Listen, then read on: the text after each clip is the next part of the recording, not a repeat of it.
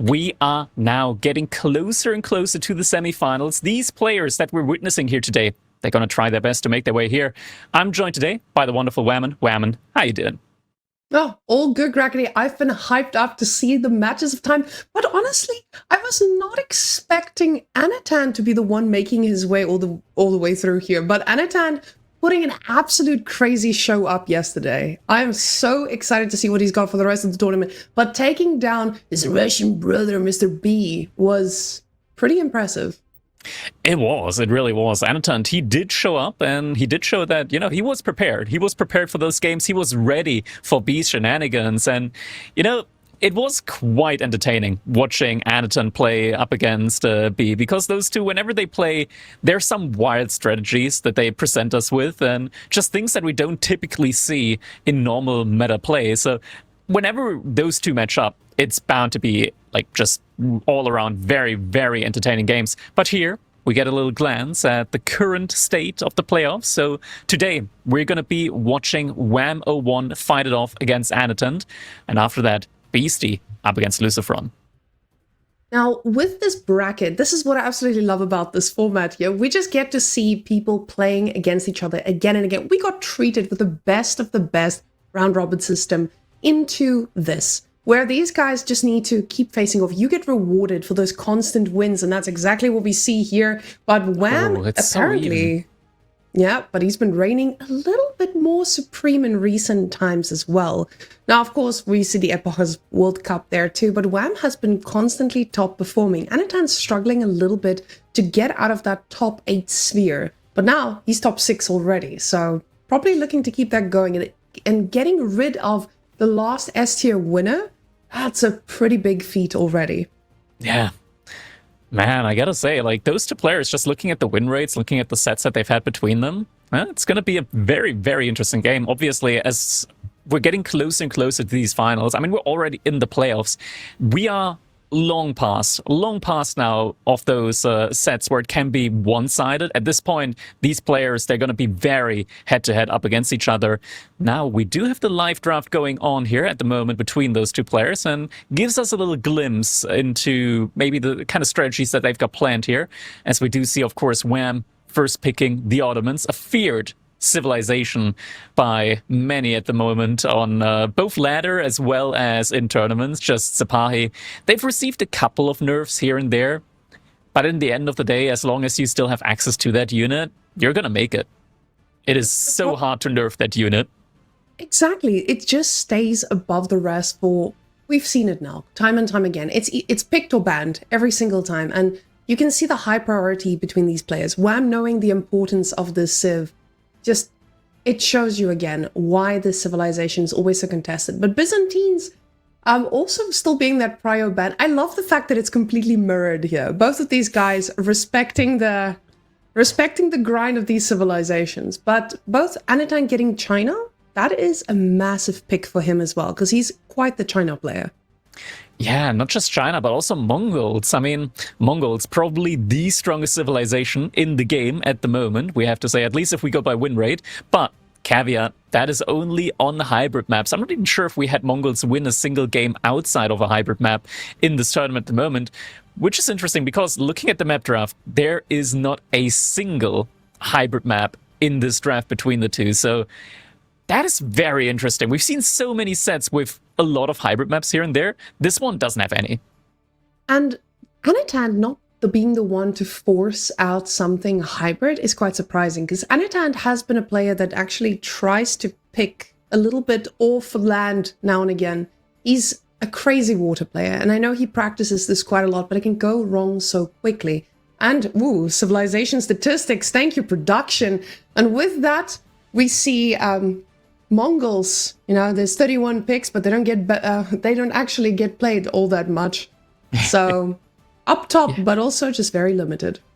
Yeah, and it's interesting. I just got confirmation from production a second ago that indeed Mongols, they have not won, or rather they haven't really been played or won on a single land map so far. So this is, they're through and through a hybrid civilization at this point in the game. Malians, Shushi Legacy, and Ottomans, following afterwards. So quite fitting that both Mali and Shushi has been banned in this set from both players. Ottomans obviously making it through for Wham here. And Sengoku, I do believe, also got picked, but I think it was Anotand that got Sengoku in. Now, what's a little bit of an outlier here is Macedonians. We've seen players again and again saying Macedonians still a bit busted, not something people want to handle at the moment. So I'm wondering what the difference is for these players. But I mean, when you have so many good civs at the top, there's bound to be a Macedonian let through every now and again. But with the draft being concluded, I am just happy to see that JD in English is getting a little love by Anotand. Of course, we always get to meme on these civilizations, but now they're gonna get their time, hopefully. I'm just sitting here and saying Prage. I do love the English as a civilization. I think they're like one of the only civilizations that can make Men-at-Arms work at the moment. Like HRE is another contender for being able to make Men-at-Arms work. Maybe Sengoku, not Sengoku, Golden Horde when they get like the Muscovy Yasakin with the +2 ranged armor. But yeah, I do enjoy a good old Men-at-Arms play here from time to time. It's just so rare to see at the moment without any bonuses there. But now we do get a glimpse at the draft. The bands have been chosen, the snipes rather, and it's going to be the Ottomans up against the Rus on Gorge and Whammon. That's going to be an interesting one, I feel like. Rus at the moment, they're, I want to say, experiencing a little bit of a resurrection in the meta again. For a while, I feel like players have been kind of like letting off from the Rus. They were like, yeah, they've got some nerfs here and there, Cav Archers. You can't just go only Cav Archer anymore. It doesn't really work that well. But now, at the moment, I think Rus, with the 2TC buffs that came in as well, actually a pretty solid 2TC civilization. And Kremlin, believe it or not, has seen some more play recently. And on a map like Gorge, you very often get to control a spot with the Kremlin pretty easily. Now, of course, I think we've seen this a little bit more on some of our other maps where the Kremlin has been pulled out, and it has been quite fun to see how easily you just gain control. Nobody really goes up against this because the risk right now at this high level, you lose a unit and you know your opponent is going to capitalize on that. So with fighting into a Kremlin, it doesn't feel like players are as confident as they used to before. Now, it is still Ottomans, though, brackety. And Rus, they looked great yesterday. They've been looking great in recent weeks. But are they looking great enough to take down the Ottomans? And Wham, on the Ottomans, I feel like Ottomans just has so many options with the civilization. You get to be aggressive. You get to sit back. You get to really get the time ticking. You have your timings a lot more than I feel like a Rus has in the current pace. So with that, Wham is a guy who absolutely reads the game perfectly. And with legendary Wham walls on the cards, I feel like the man can be defensive when he needs to be. When Rus has that little bit of a mass that builds up, when you give them a little bit of breathing room. Yeah, Rus, they got that situation in the late game, of course, where they, or not even in the late game, but in the mid game, where just having Boya's Fortitude available to you on all of your cavalry can get you into a situation where typically you don't want to be making horsemen up against Sipahi, but with Boya's Fortitude, you might actually be able to pull it off.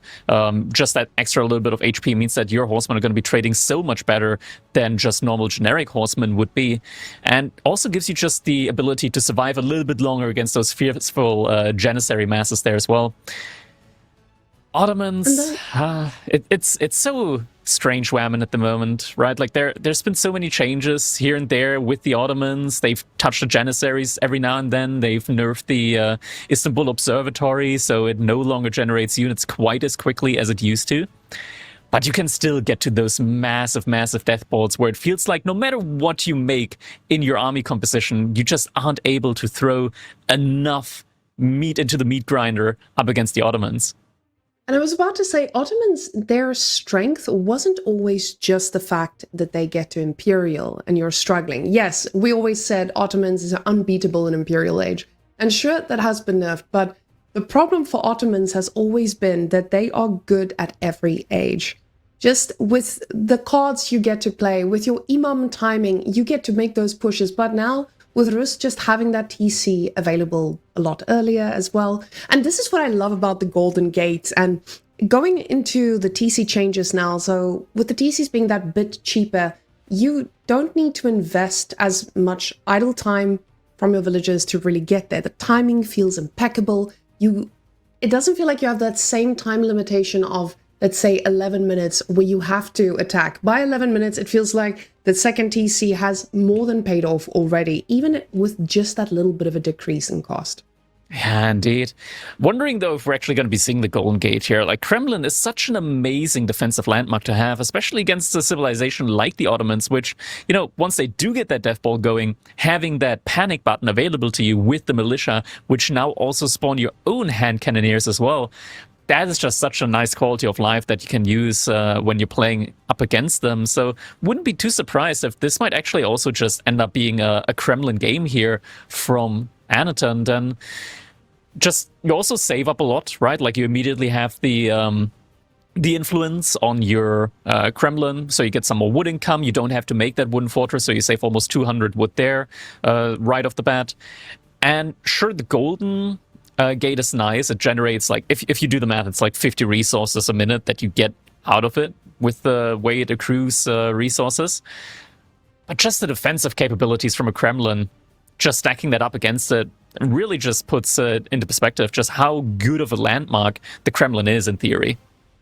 I feel like it doesn't feel like Kremlin got as many touches for us to really see its viability. It feels like that time back in the day when Malians got released and nobody really understood the full Malian capability, and without any significant changes to it, it just became something people understood, and maybe that's exactly what we're seeing with the Kremlin. But before we just talk about that, I want us to take a quick look at these two bans here. Golden Horde, we know a lot of players just see it as an amazing civilization right now, and I think on Gorge, where you're usually not getting punished as quickly, Golden Horde makes a lot of sense to get banned. But on the other side, you knew that you were most likely going to get Ottomans sniped out. Was Delhi an expected snipe here? I'm not sure. Like, Delhi, okay, super biased take. I am afraid of Delhi. I think Delhi has, like, some absolutely busted matchups, and there's this army composition of just war elephants and archers, which I absolutely despise. Like, so many civilizations, like, just struggle. Like, what do you do up against just mass archers and war elephants? You can't make horsemen against the archers because the elephants butcher them. You can't make men-at-arms because the elephants butcher them. You can't make crossbows because the archers butcher them. It's such a complete army composition where it just feels like you can't really make any counters up against them. And yeah, it's a tough one once you get to that stage. Anotand also has played Delhi in the past, like, on a religious level almost. Like, he has pumped so many hours into Delhi. So maybe he just respects it more as a civilization compared to the Ottomans and chooses, okay, I'm just gonna ban out Delhi here. But I think what's even more likely is that he sees Ottomans as such a high value pick, and he's like, okay, I don't want to give my opponent the ability to use Ottomans later on in the set to dictate which civilization I'm going to snipe. I'm just going to snipe out Delhi and play against Ottomans, and if I win, then it's going to be insanely good for me. If I lose, then it's whatever. True. I think for a lot of civilizations, you just want to give it a fighting chance, and you're not feeling too bad about losing one or another civilization. But at the same time, Rus was pretty high prio, and looking at the rest of this, you gave up your Rus, where we've seen it being picked pretty religiously on King of the Hill as well. But guys, without any further ado, let's roll on in and see what these two Chads have in store for us with game number 1 in the Elite Classic 4. And we're jumping right on in. Wham 01 in the color purple here, playing as the Ottomans. And look at that. Already gathering that little bit of extra stone to be getting that military school out nice and early. His opponent on the other side of the map, it is Anotand, playing for Team Volda Esports. And interestingly enough, started the second hunting cabin, then decides to cancel it. And he built the first one with 5 villagers, sending the sheep next to it in order to minimize, like, walk time there, walk distance. That's an interesting decision from him, and he is actively making additional scouts from that hunting cabin. And the way you said it, I was also just, my brain just instantly went, interesting. 5 villagers going on out there. It feels like this is something this man has practiced, optimized, and he's like, this is exactly the right move for us.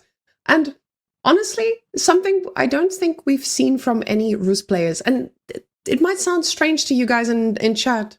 Hey, why are we... Oh, we're back. We're back, guys. That's us. That's us. I think we were missing audio there for a second, so working on that. Just going to be a second until we'll be right back into the game. In the meantime, we're agreed to some nice, lovely Windows audio system setting sounds in the background. There we go, and this time with audio right back into the game. And yeah, it is going to be the double scout opening here from Anotand. And oh yeah, this guy sheeps. Hunting and gathering, ensuring he gets everything back home. But in the end, it's still just a 3 sheep differential, and that's pretty good, all things considered, for Wham. He's not going to be too unhappy with all of that. Now, if you are... Ooh, I say that, but Wham gets another one. Now only a 2 sheep differential, and that's pretty massive, especially considering that you usually have such a huge advantage with your Rus extra scout in here. Yeah, but the scout is going to be useful all throughout the game, so it's not necessarily like... When you're playing as the Rus, you're going to be, I want to say, like, time-limited or time-gated anyways when it comes to your age-up timing, just because of the amount of bounty that you do generate in order to be able to age up. So investing into that 1 additional scout, you can tell, like, Anotand right now, he is still floating some additional food at this point. So going for that early scout did not delay him whatsoever. Indeed, it is going to be the Kremlin opening here that we will be seeing from Anotand. Positions it at the front of his base, next to the gold, next to the stone. So is going to have safe mineral access right there. And yeah, it's not just that, but the Kremlin, as it inherently, immediately upon completion, gets all of the emplacements for Feudal Age that a wooden fortress has access to. It also gets like the line of sight emplacement on it. So this Kremlin, it's gonna be seeing almost as much as an Imperial palace could. The beauty of the Kremlin, it might not, and this is something that the Kremlin usually secures a big chunk of food, etc. But with this position, you have access to your gold, and we've been seeing Rus go out on gold a lot earlier than they used to. So now, with the gold access being there to the front, you know you're going to get shut down. The Kremlin is just going to make that a lot safer. But aside from that, the deer pack to the back there, you're not necessarily covering it, but you're already putting yourself in a spot where you're like, hey, I can easily go for this. And you see that's exactly what he's planning to do, already pushing the deer into the spot so that he's going to be able to snack on those, yet again, very efficiently. The Kremlin is going to give you that vision so you know when the raids might happen, and with that spear, he goes right through the Kremlin, knows he's not going to be doing anything here, or going straight to the deer, hoping to just move I was about to say 1 or 2 alive deers into a suboptimal position, but that is a pretty heavily stacked deer mass for Anotand. Yeah, outside of that one to the right-hand side, but we don't talk about that one. I was wondering for a second whether he would position them in such a way that a second TC over there could make sense, but he positioned the one there so it would block his 2 TC spots. So I don't think it's going to be second TC from Anotand, and he does have 3 villagers on gold, 6 villagers on wood at the moment. Looks more like a military production build from him. Indeed, there is going to be a stable that is going to be put up very soon here for him. And with that, we'll probably be seeing, I want to say, like 1 to 2 knights into then switch into archers, most likely. Now, he's got division. He knows what's cooking, and with the spears, he's already putting himself into a spot where he doesn't want the food to be accessed anytime soon. But the first night is underway. Anotand with 4 on gold already. He's going to be hoping to keep this going, but we're seeing that archer composition we saw yesterday, beautifully from the Rus. And I am very excited to see what Anotand is going to pull out of here with that comp, especially knowing that the Sipahi is going to start on coming, and with the stable going down, you can see he's doubling down on this. He knows how important it is to get these horses up and running. Now, the thing with Rus, of course, is having that additional wood income with the Kremlin means that you're going to be able to outproduce the Ottomans easily on the archer count. Issue, of course, still remains, though, that Sipahi in the game are an absolute menace to archers, so you have to be so careful to never be out of position once those Sipahi do roam around on the map and could potentially snipe your archers in just a couple of seconds there. Archer is going to move out now towards the deer. Wants to give Anotand the option of reclaiming that spot. Now, Or at least should be doing that soon. And already Wham is just making sure that he's sitting on every pack here to deny any scouting shenanigans. Because with the scouts, you just want to spread the food of your opponent as well. So Wham here already going to be thinking about, hey, how do I keep this mass going? And that's usually your biggest question mark and your biggest limiter here. But the Archer is stepping out. And when you know Sabahi is on the field, you don't want to be losing those by just stepping out, chasing a little spearman. Oh, Knight is able to get the first villager kill of the game here. We do already have the imams out and about from Wham inside of his base, so the vizier point has been chosen. And now, with that, with the knights having been revealed, we do see Wham opting into a barracks here. So not going to be going for his own archers, instead doubling down on the spearman play. And also, of course, wants to be able to upgrade those spearmen to the ardent variety in order to just be able to keep up with those knights. Now, we still see a very much committed man to spears and Sapahis here. He knows he's going to need to find a way to deal with those knights, because Anotand just getting a little sneaky chase in there. It just means that Wham is now on high alert. He knows he's not going to be able to get out here on the food, gold, anything too easily with just a handful of knights roaming around. Now, upgrades coming on in. Loving this for Anotand. He's just going to be able to stay in feudal as long as he needs and can keep on producing. I see nothing in queue though, and that always scares me just a little bit, because I never know if it's the UI or if this man is very comfortably just sitting and making or letting it happen. But now he feels confident enough to move out onto the deer and queues up another 2 archers just to make sure that he can respond to anything. The problem is just, that's a huge amount of Sapahis. Yeah, they do come out very, very quickly, especially once the blacksmith has been put down. The production speed does ramp up quite nicely. At the same time, though, knights are going to be charging into the wood line here from where... Oh my god, such a nice reaction here in time, combined with the early wheelbarrow upgrade that Wham chose to get.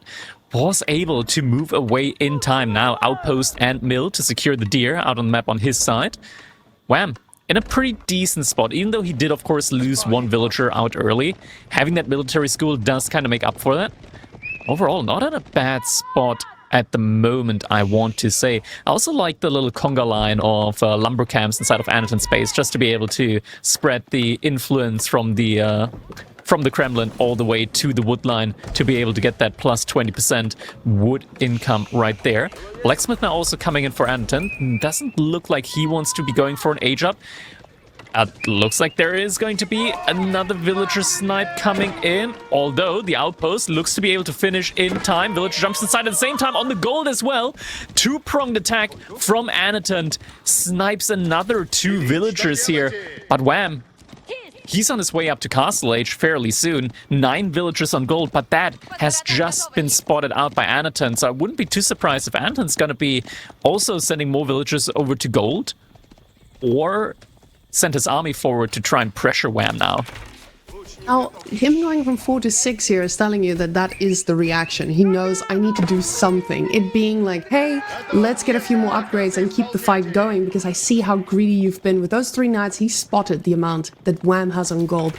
But the big question mark of how he's going to sustain this and even getting to castle, this is a risky move for Wham, because if you are going to castle, you have to ask yourself the one question: can I survive this? And I don't know if he can, if Anotand just keeps on producing. But Anotand, no more knights in the queue. It does look like he's gearing up to keep a bit more resources here, so he's going to be thinking about exactly the same. Makes sense. You're up against a man who has 2 imams on the field already. You want to be able to match that more or less, get control of the relics, and keep this momentum going that you've built. And he has the momentum right now. And now Ajab is going to be coming in for Wham first. He should be looking to position his imams soon out on the map in order to get those relics in as soon as possible. At the same time, Anotand trying to find another snipe there. Could potentially try and loop around towards those deer villagers again. Sapahi also prowling on the map. I don't see the imams moving out quite yet, so maybe Wham just wants to wait a little bit. Doesn't want to have them be able to be sniped out on the map. And this is now where we see the cards getting revealed on the table. It's going to be Abbey up against the Istanbul Imperial Palace. And neither of these, Abbey we've seen. But the Istanbul Imperial Palace, Crackety, has this been used in competitive play at all? Recently, yes. The Istanbul Imperial Palace has been buffed in order to give you even more Vizier points now than it did before. I think it got buffed from like +1 additional maximum Vizier point that you can get. And also its range, its radius, has been turned global. So there's no longer a circle around it where you need to position your buildings in order to be able to get the increased Vizier point experience generation. That is now global. For going in for Siege, you can see Wham says it's 100% worth it. Now, Anotand hitting that timing just behind, but you see Wham prioritizing that Sipahi upgrade. He knows what he needs, what the best unit is here, and he needs to be able to do that. Imam's now moving out to the relics, and it doesn't look like Anotand is in a position to do much about it. He's got these knights roaming around, trying to just keep Wham in his base, keep him a little bit more active, but Men-at-Arms instantly being queued up. Men-at-Arms is going to be an interesting one. Yeah, I mean, the Men-at-Arms, they kind of lack a role at the moment in the game. They're not great against archers, they're not great against Sipahi, but they are pretty decent up against spearmen, and without knights, like, Wham doesn't really have the greatest of armies here. Now, Wham just doubling down, more spies, more spears. He sees the number of knights. He knows how important it is going to be actually bracing against these. But the problem is with a Men-at-Arms mass, it doesn't feel like there's much he will be able to do about it, but he does spot out the relic, and it will get the knight and a very juicy Imam pickup this early on. Yeah, definitely a necessary pickup. Matter is trying to fight off against one of the knights here. Forgot, though, that he only brought his drumstick, so not really in a position to fight. Is going to fall back for the time being. Monastery, or rather mosque, is getting put up now as well by Wham. Wants to rebuild that Imam that he lost so far. First warrior monk out on the map. And those guys are going to be able to pick up things pretty easily here with the mass. They have to protect them. And I say protect, but at the same time, Anotand is just out for blood constantly. He's the one having map control, being inside of the base non-stop. But the TC firing back hard here. Villagers having to move out of position. And with that, the double prong attacks constant by Anotand. And this is what sets Anotand apart in this tournament. Recently, he's been doing such an amazing job at just overwhelming his opponent from every single side. And Anotand scooping up that relic with Wham not noticing and not really in a position to lose another Imam, but he will.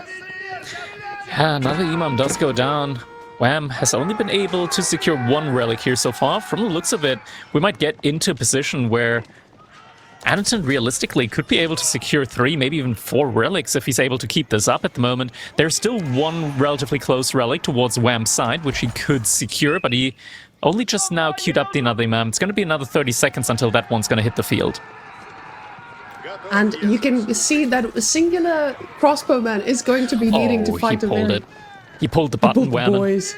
Yeah, we're getting the militia. This is going to be a fierce attack now. Coming in here from Anotand, 63 up against just 24 military from Anotand. And yeah, Wham, does he have enough Vizier point? Okay, he is very close in the Vizier point department to be able to click the, how we like to say, oh shit button in order to be able to spawn in some Janissaries. He does have all the military schools available to him, so he is in a position to get those Janissaries in should need be. But there's just so many archers. The thing is, he didn't go for it either. He says, I don't need these Janissaries. I'm going to survive this. I'm going to hold on. What did he opt for instead? Must be Anatolia. Wait, no. He still has the point available to him. It's just that he's still gaining experience behind it. That's already like the next experience bar. So he hasn't used it yet, I want to say. Waiting for that critical moment here. But like you said, the archer numbers are just going to make this so difficult. But with this militia, you can see he knows that there's a timing here that he wants to hit with these guys getting pretty low, but not overcommitting just yet. You can see Anotand is just playing it safe while waiting for a little bit of an exposed position. But it just doesn't feel like Wham's base is all that exposed. But like we know Wham, he's going to keep on raiding. He knows exactly that, hey, there's some war action going on. And Anotand quickly rotating to the side where it's actually going to matter, on the gold. And that gold is not long for this world. He is very quickly mining through it. And now with 16 Janissaries on the block, Rackety, he pressed the button. He pressed the button, and now all of those militia at this point in time have lost the majority of their HP. They're still the meta, so the bonus attack speed aura really comes into play now. Just need to keep that matter alive. He does lose a lot of HP. There is an Imam actively healing him. And the fight is coming in. Meta is gonna probably get sniped out. Indeed, he does fall. Janissaries doing their best in order to clean up the front line here, but there's so many knights. Sipahi, 10 still at the front line. Number from Sipahi isn't really going down. The knights do seem to be falling, but so are the Janissaries going down one by one. And the front line from Wham, it doesn't look to be holding up. Military numbers did go down relatively even on both sides, but at the end of the day, Anotand, he's still pushing forward. 4 more knights in queue, but the knights are not at the front line. Looks like Wham is going to be able to survive here for the time being. Was able to trade out the military effectively enough. Gets 1 villager snipe there on the boar. But other than that, is going to be able to keep Anotand outside of his base for just a little bit longer. Can we quickly also check in on the relic count, as I see the top relic has vanished at this point. And, oh, Anotand, he has been able to sneak it. It is going to be a 4-1 relic game. And the problem with playing against Rus, who doesn't need to touch a single grain of gold, you know this army is going to keep on replenishing. He gets to focus on anything else. Anotand is out on the map, just snacking on whatever he feels like and constantly producing these gold-intensive units, knights. But with the archer mass, you're still not under that much duress. Adding a few men-at-arms in here forces Wham to keep making units that he most likely doesn't want to be investing in, which cost gold. Because as we can see, with that gold expiring, he doesn't have access to these resources for too much longer. That 1 relic is not going to be producing what he needs to be able to contest this. So the army from Wham getting scarier and scarier by the second, with nothing that Wham has in his arsenal to be able to respond to this. Right now, it's just a bunch of Sipahis who need to be doing the raiding, finding some miraculous damage, and a sad few Janissaries who are not going to be able to face up against 27 archers who will be heading their way pretty soon. A nice, constantly active scouting from Anotand is going to see the move out from the villagers to the top gold here at the same time. Just that single knight again. Oh my god, the scout actually killing a villager here at the same time. Knight hitting from the bottom, kills another villager. Wham, and so many villagers have gone down this game on Wham's side, 6 in total, and all just from these little individual snipes. We're now sitting at 51 to 19 military. Wham, he's got 11 Sipahi in queue. But how many stables does he have? 2? 3. Okay, and he's 4 working on it. School. the poor military schools are just the thing that keeps this game alive for Mr. Wham. And you can see with him having 11 vills out here on gold and on food, he's just desperately clawing at those berries. Oh, no. But more villagers dying at the back. The man is in trouble on all fronts, Crackety. This is a destruction. It is certainly looking very rough here at the moment for him. He's just now getting gold again to be able to get some Janissaries out. The issue is now that he's struggling for food, and the second the military from Wham gets pushed in one direction, Anotand strikes somewhere else, and just a constant back and forth. This feels very much the way Louis likes to play his games, and Anotand, I'm not sure if he's been practicing with Louis behind this, but yeah, this feels very much Louis-esque the way it's being played here. Just some prime time luring Anotand around and just attacking, or rather luring Wham around, just attacking from these different sides time and time again. Even if he doesn't find any immediate target, he's just sending the units in deeper, because you never know, just return a little bit later and you could find value, and just like that, another villager is getting sniped. Wham, somehow though, isn't that far behind in the villager department. Did he get his second TC? He doesn't have a second TC. There wasn't that much villager idle time on both sides. What's the oh, did Wham use the vizier point to get villagers out quicker? He must have. He did. He did use the vizier point for 75% faster villager production for 4 minutes. That keeps him in the game, kind of. The problem is just that now there's sacred side sticking, and sure, this doesn't feel like the win condition just yet, but it's adding that another layer of problems that Wham has to deal with. And with these knights, the problems feels plentiful. They're on every single angle. The farm transition is very much lacking. And you can see with the villagers being this far out, he is desperate for resources. Another 2 villagers getting picked off here, but this time on the side of Anotand, when you see those Sapahis just trying to find some damage, and that miraculous damage they're looking for, he's aware he needs to find it. The problem is just the army is in position, and no. Anotand, he's just looking for more. Crackety, this is a slaughter. Wham, react! The villagers! He's got AirPods in, Wham, and he doesn't hear us. Okay. Loses a couple of villagers here. Janissaries to the rescue. Okay, that's a little bit early. That's a little bit early for the world. Oh my god. The villagers are just trying to leave a legacy here, making sure that they work until the very end. But some of the knights still staying alive, and this is the issue. The fact that these knights are still alive doesn't matter if they're almost semi-dead.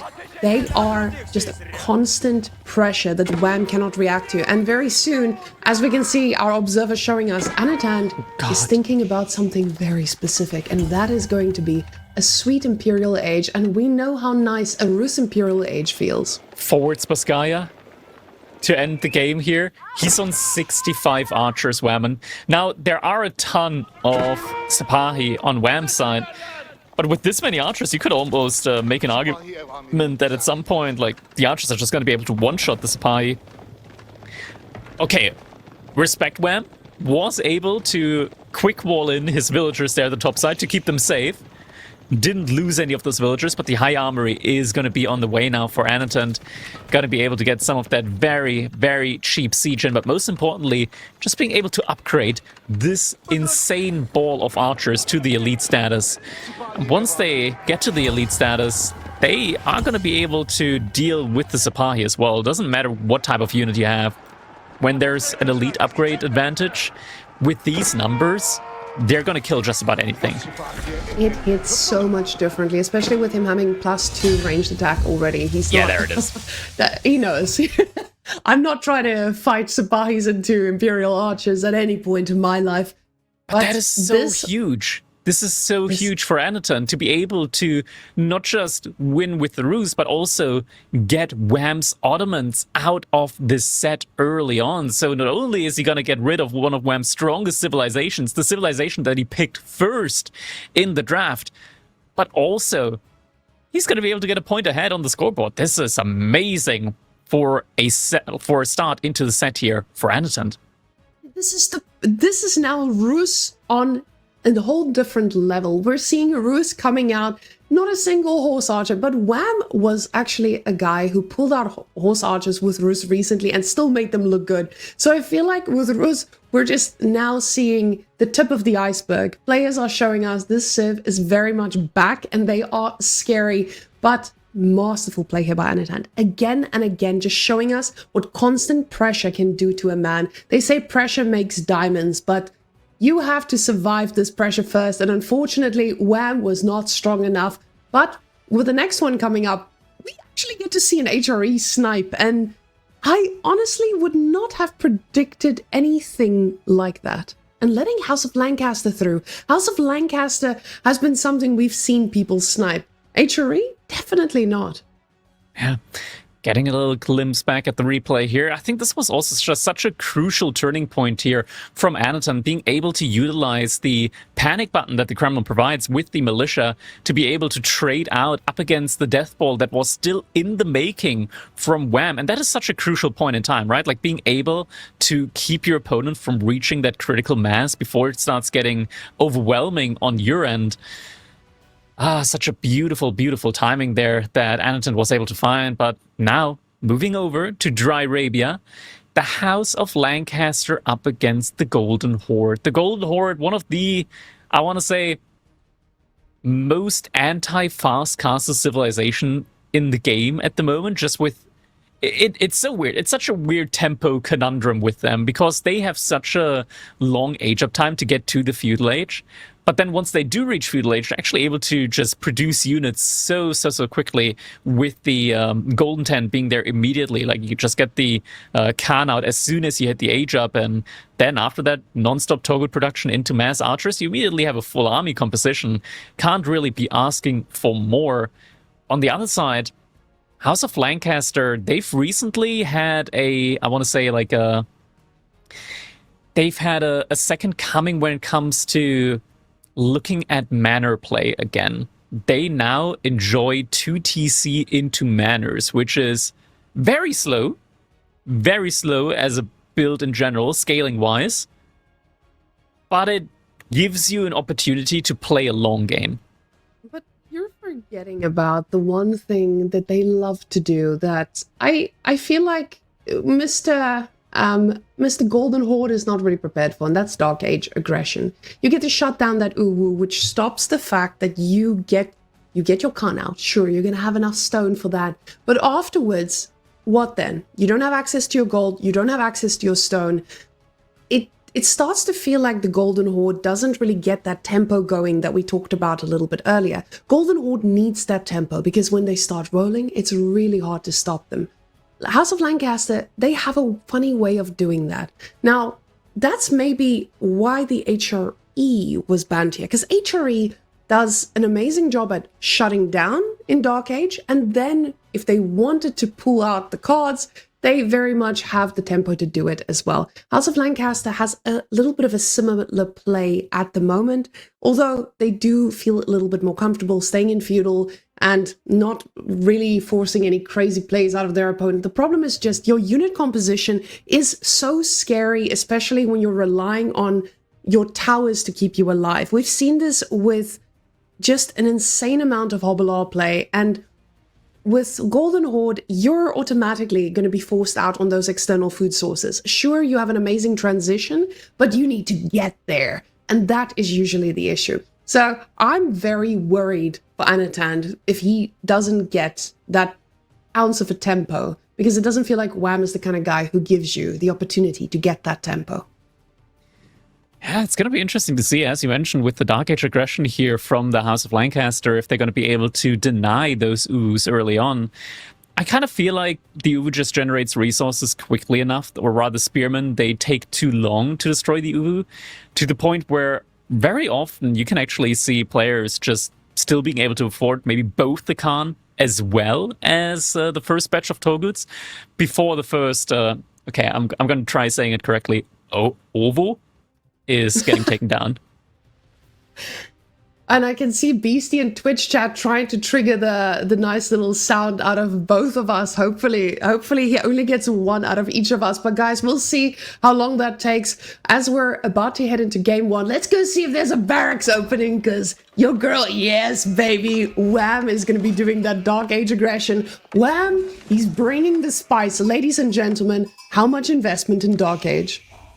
Yeah, Wham's showing us he's got that dog in him. On the other side, Anotand, beautiful spot here, I want to say, for his spawn. Both the gold and the stone in the back of his base. So it's going to take Wham a little bit longer to be able to get all the way around there. And the deer in the back as well. And the second deer in the back as well. And the berries in the back as well. And then there's another gold in the back as well. That is a beautiful spot for like one fortified outpost, some walls maybe, and yeah, this is a pretty nice setup here for Anotand. Now, it's a nice setup, sure. The problem is there's going to be a bunch of spears that are going to deny you off of everything being to the one side. Now, of course, Anotand will be able to eventually respond to this. I don't think it's going to take a lifetime, but it's still something where Wham only needs to shut down one side. And we've seen a House of Lancaster just do exactly that. A fortified outpost may be built, but the problem is some of your units don't really care about a bit of fire. But yeah, let's take a quick look at this food situation in the early stages of the game, as Wham is ahead with a few sheep. And this is going to be important when you need to keep that spam going. Anotand making sure he gets enough gold for that age up.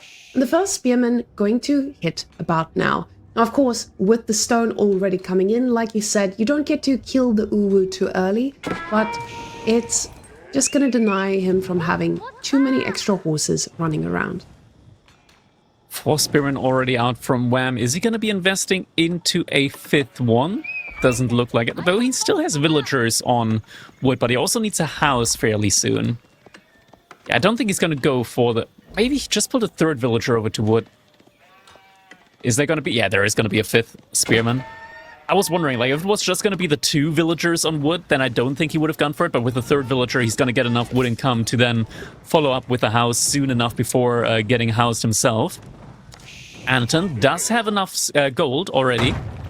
There's one more villager still gathering. Doesn't need to necessarily, unless there is like an upgrade which he wants, but not really achievable for him at the moment.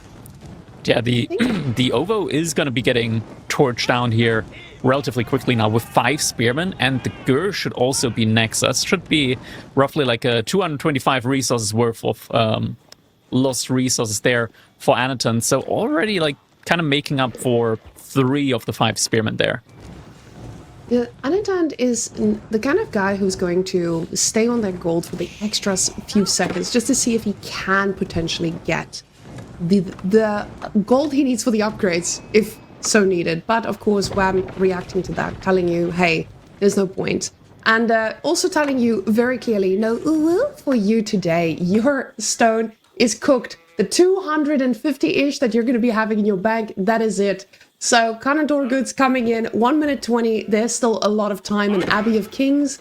It is not going to take too long to get there either. Wham completely, I was about to say completely pulling off of gold, but the man's being cheeky and he's leaving 1 on gold just to make sure that he can get those spearmen upgraded.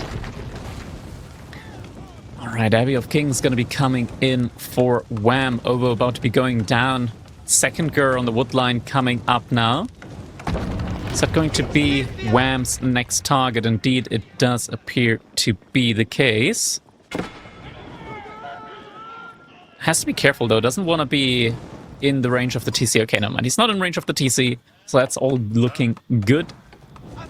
And Wham now moving over to stone on his side. Only 2 villagers building the Abbey of Kings, so this does look like the typical 2 TC into manor type play from the House of Lancaster that we're used to nowadays at this point in the meta.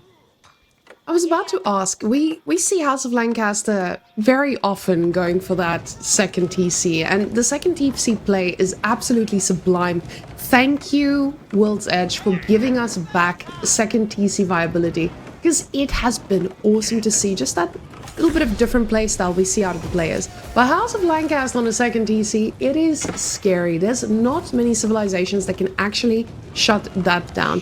Now, like you said, the Gur also losing its life to these poor spears, and Wham pulling it back for now as he knows that 2nd age comes in. It's going to be followed up with archers.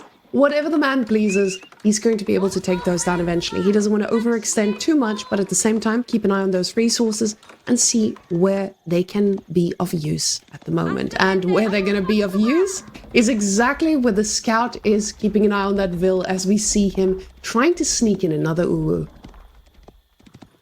Gets that out early in the middle of the map, but there are the spearmen from Wham making their way towards it. Villager could be getting intercepted.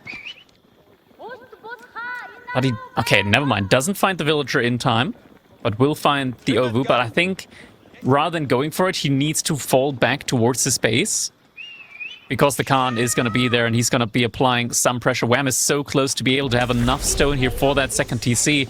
Scout is trying to block. Wham should have enough that is being held by the villagers currently. Oof, but he's very set on fighting this though, Crackety. He's going for more. He wants to get enough of the mana as well, but this might be an insanely expensive mana with villager paying the price. But the spears are finally in position. He does overstay his welcome a little bit. The spears getting dangerously close, but another villager. Oh my god, 2 villagers. That is so big. That is so big. That is already 10% of Wham's economy just gone immediately. In the follow-up, there's already the archers here. Where's the little Lenny? The little Lenny is sitting on the other side of the abbey. Not being utilized at the moment. Now, I don't know if he's gotten enough stone. The villagers haven't dropped off just yet, furiously building a house. But this is such a massive advantage for him. Now, Wham needs to get that 2nd TC to actually have some value before it really starts making a difference. But now the archers are in position to rotate, to find the damage. House of Lancaster, they may have started off pretty strong, but this is pretty dangerous going up against this mass already. There it is. Villagers coming on in. First spearman is going to be going down, but the TC will go up. Villagers, though, maybe a little too many there. They are going to get pulled back in time. And one of the archer and the Khan is going to get taken down. So now, Wham, he is in a position where... I don't know, Wham, and this just feels so tough for him at the moment. He wants to get a manor out, but he also needs production buildings out as soon as possible here. He needs to get either yeomen or hobelas onto the field. To be fair, I think he could actually be making a case here for the hobelas just because the Torguts, they don't really do damage. And indeed, it is going to be some hobelas. The stable is going to be coming up, but Anotand just so active on the scouting. He's going to be seeing this come in immediately. You're seeing, you can see one thing that Wham may have missed here as well is he didn't have enough stone for that manor. So those villagers not dropping off, they put him into a spot where he had to go and reinvest into getting the stone he needs. Now, of course, he needs the stone anyway. The problem is, with him having 7 vills on stone for that extra minute, it just delays him from so much more. That is such a cheeky rush. This Anotand guy. Yes! So Shut aggressive here with the fortified outpost, wants to make sure that Wham, he's gonna need gold for the hobelas, right? And now he's gonna be putting the outpost up, the fortified outpost, to block the gold on one side. And now he's gonna rotate the army to the other side in order to block this outpost from coming. Oh my god. Wham is in trouble. Wham is in so much trouble at the moment. He just made the stable and he can't make a single unit out of it because he has no gold. And the archers were not in the spot to protect their poor little vills, but the villagers are not giving up on that just yet. As you see him do, he doesn't cancel. He knows this thing is going to take a million years to kill, and Wham doesn't have the units to contest that. The archers just firing away, actually dealing with the lords pretty well. And now, that's just the 0 gold House of Lancaster. This is not the House of Lancaster we're ever scared of. Oh my god, and there's just going to be more and more archers coming in soon here for Anotand. Wham, now that he knows, or rather now that it's obvious that he's not going to be able to get any hobelas out, he has to switch into yeomen. There's just no other way. There's nothing else that he can do. He needs yeomen. The problem is he doesn't have the wood for this. He's invested onto the farms. He's taking the his steer, Wham, and he's stealing his steer too. Anotand. Because he knows there's no way for Wham to leave his base. And there's double archer rages now. Oh my god, this is... Okay, the next 3.5 to 4 minutes for Wham are gonna be the most painful, no doubt. Okay, he is getting some gold in. The archers are gonna be jumping inside of the outpost now, though. That's gonna be enough gold to at least get the hand upgrade, I guess, on the spears. I think they're still... Dark Age at the moment. That's something. Luckily, it does look like they're upgraded, so those could even be cheekier as we see him going for another lord. So this is, with 42, you can make a hobbler. You're not going to do much with said hobbler, but at least there's something. And you now see Wham going onto the berries as well. And going onto the berries, it's not a good look when there's a bunch of archers just floating around your base, and you can see they're just constantly looking for damage. They're going to spot those vills too, and they are quickly moving in, just doing a little snipe. No one going down just yet, but the warning signs are out, and luckily these lords are in position to shut them down. But if he loses these, they are not getting replaced at any time. Crackety made 1 hobbler. He believes. The one hobbler that did believe. Wham, he's got so much food at the moment in the bank. There is, of course, the potential of him just getting a market in, selling some of the food to get some more hobblers out onto the field. But this is just such a doomed situation here at the moment for Wham, it feels like. Now he's got a lot of food in the bank, but food income is going to be stagnating from here on out as he now has to rely on farms, villagers using the short bows up against the archers. A lot of idle time being forced here. Currently up to 10 spearmen at the moment, but just 6 yeomen up against the 30 archers here from Anotand. Anotand only 3 on gold, but the second I want to call it out and say that he could start thinking about a castle age, 5 more villagers getting pulled over to gold. Anotand, this is going to be his transition now into a castle age follow-up from this point on. Oh, and you can see this constant pressure on the wood line is just idling Wham out, not just with the Vils, with the army. He's trying to split them up, trying to get into the right spot here. The second TC firing away at those archers, but there's 30 more of them. So with these yeomen just trying to get the fight through, these horses are just providing the front line he needs. You see him quickly sniping out absolutely anything that does mean something. Horses getting on top of the yeomen, getting rid of them pretty quickly, and the spearmen getting sniped at the speed of light. These archers are doing work, and Anotand is not slowing down. He's bringing more, and they're gunning straight for the base. This brutal denial of resources here in this game for Wham. He's been so constricted all this time. And Anotand, even though he is prepping to go for a potential age up soon, he's still winning or trading well enough at the front side. To be fair, destruction value is in the lead for Wham, but there's just so much more for Anotand out on the field. Now, Wham's yeoman is getting to a scary number. The problem is just yeomen are going to do well enough. They're just not going to do well enough against a Castle Age army, which is very much on the horizon as things continue. And now with +1 upgrades coming in for Anotand, they are going to be able to trade out for a little bit longer here. But we see not that much in production for him. He's definitely thinking about this and just keeping his options open. Not fully committed just yet, but with the army he sees here, this should tell him, hey, I probably can't kill them with what I have right now. More farms coming in here. Yeomen trying to hold the position. Villagers are going to have to retreat for the time being. 9 villagers have gone down so far. Wham still able to just keep a little bit of a lead going at the moment in the village department, courtesy of that second TC. But these dives that are coming in time and time again, it's just the lack of a means to deal with this at the moment here for Wham. He's struggling when it comes to just getting the resources in, or just getting the resource out onto the field. More yeomen in queue now. Without gold, he's not going to be able to get any blacksmith upgrades either, which are in for Anotand behind this. And now the villagers getting pulled. The boys are pulled and trying to take down this army, and the shortbows do surprisingly well against these. And you can see Anotand realizes, hey, I might need to back off here because the value I get from this idle time is immense. With a ton of damage flying, but the real damage is in those villagers not doing the jobs they were meant to do. And Anotand looking straight at that Castle Age at the same time.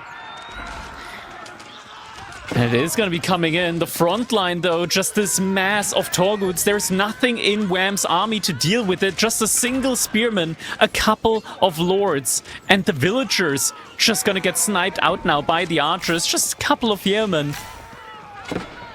Oh, and now the lords are down as well. Oh, they had a very, very short life here, and you can see Muscoviyasa coming through. This doesn't feel like an opponent who is going Castle Age with this level of pressure as the archer numbers just keep on coming. Villagers have had enough. He has had enough, and the House of Lancaster pick, while being an interesting one and looking like an amazing one from the get-go, this was absolute master play by Anotand. Him just showing us why he took down the #1 player from before. So honestly, Anotand, I'm worried for anyone facing him, and I'm definitely worried thinking about the picks that have already been lost for Wham here. What can Wham do to get back into this? Because Anotand, he is on a roll. Yeah, Anotand doing just tremendously well here at the moment, and Wham, both games, I want to say, kind of felt like he got caught out of position, just not really realizing what Anotand was going for. And so far, Anotand, his mission has been pretty straightforward. Aggression, mass archers. This guy, he's learned from the best just how good a big ball of archers really is in the game. And yeah, just showing it off here. 30 archers up against just 8 of the yeomen. Last game as well, 60 archers out on the field. Next up, we're going to be moving over to Mountain Clearing with Macedonian up against Sengoku. And I feel like, potentially, could be seeing a whole bunch of Yumi archers there in the mid-game as well. And seeing HRE sniped again. Now, of course, this is Mountain Clearing. All rules are off. This is not a map that we're usually trying to understand or read the meta from. But HRE getting sniped, we've seen why this is so important with HRE. But Sengoku, I'm pretty hyped to see what they can be pulling out here. And now I finally see why English has been picked all the way through. with these sets, because mountain clearing just, it brings out some civilizations that you usually don't get to see. But this is Wham's pick. Wham goes in here, he says, okay, if there's a map I'm going to win, it is going to be mountain clearing. So he knows exactly the capability of Macedonians and what this could mean. And I'm excited to see that. Crackety, have we been seeing Macedonians on mountain clearing before? I personally haven't seen them on mountain clearing before, but there's a clear vision Wham with the one sacred site in the middle of the map and the opportunity of putting a certain landmark next to it, of course. And yeah, having the Golden Horn Tower as an option with the early Red Palace emplacement on it, so to say, just means that your opponent is going to be immediately in a position where if you get that up, that landmark there, that sacred site is going to be captured. There's nothing you can do about it. You have to somehow work on getting that landmark down. That's the issue with that landmark, is there's not much that takes it down. It's an impenetrable fortress. At the top of the top, people just ignore it. They just go elsewhere. They know how expensive it's going to be to actually deal with it. And like you said, one sacred site, you know exactly where it's heading. Problem with Macedonians is you also get a very nice start with some of your horses being free, of course. Now you're on top of the wood line. You're denying your opponent. You're not giving them that breathing room that they like to just produce, and stop you from grabbing that middle side. Sengoku also needing a little bit more time usually. I'm not expecting Anotand to play this the standard old way of Sengoku, especially on mountain clearing. You're not playing standard anyway. But of course, how many yatais can you invest in before Macedonians just takes the game under their control? I think you don't have to worry too much about that early on, just because the early pressure on, or at least Dark Age pressure from Macedonians typically doesn't exist due to the very high cost of the stronghold. So you can't typically go for it early on in the game. You're going to have to wait until you hit the feudal age, and then with the Hippodrome you can get some aggression on. But until then, you could probably still get like 3 yatais out. Like there's the boar in the middle, there's the, like both the top and the bottom berries also have a deer pack next to them. So you're getting both berries and a deer pack inside the influence of a yatai. Then your own base, you have the sheep, a deer pack, as well as a berry batch. So you're going to be pretty well set when it comes to like 3, maybe even 4 yatais on that map. And yeah, but do you have the time to let them pay off? When I say early aggression with Macedonians, I'm referring to the fact that you have that constant horse trickle without you having to invest in anything. And I think that's what we're about to see here. As we go on to mountain clearing, Wham with a plan and needing a big one. Oh my goodness, Crackety. Anotand is saying, I know that there's no Dark Age aggression, but I'm going to capitalize on this. Put the the Matsuri in China. And the Matsuri being out here, guys, this means, sure, you're going to be saving resources on your lumber camp, on your mine, but you are putting yourself into a spot where you will get very much harassed by the time those Hippodrome horses are heading your way. Yeah, no Dark Age aggression coming in here from Wham, of course. Moving over to gold now with the Macedonians. Indeed, the yatai, or rather the Matsuri, is very far out there, but it's right next to the gold.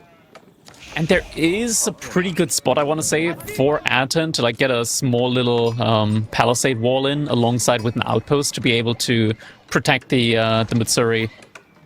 So he should still be in a fine spot. And here at this point, it doesn't really matter if Wham gets the kill on any of these deer. Like this yatai, it's going to be getting in a lot of the food. If we just quickly like select the yatai here, just how much food it's going to be generating. Yeah, it's fully locked out. Full 60 food per minute there.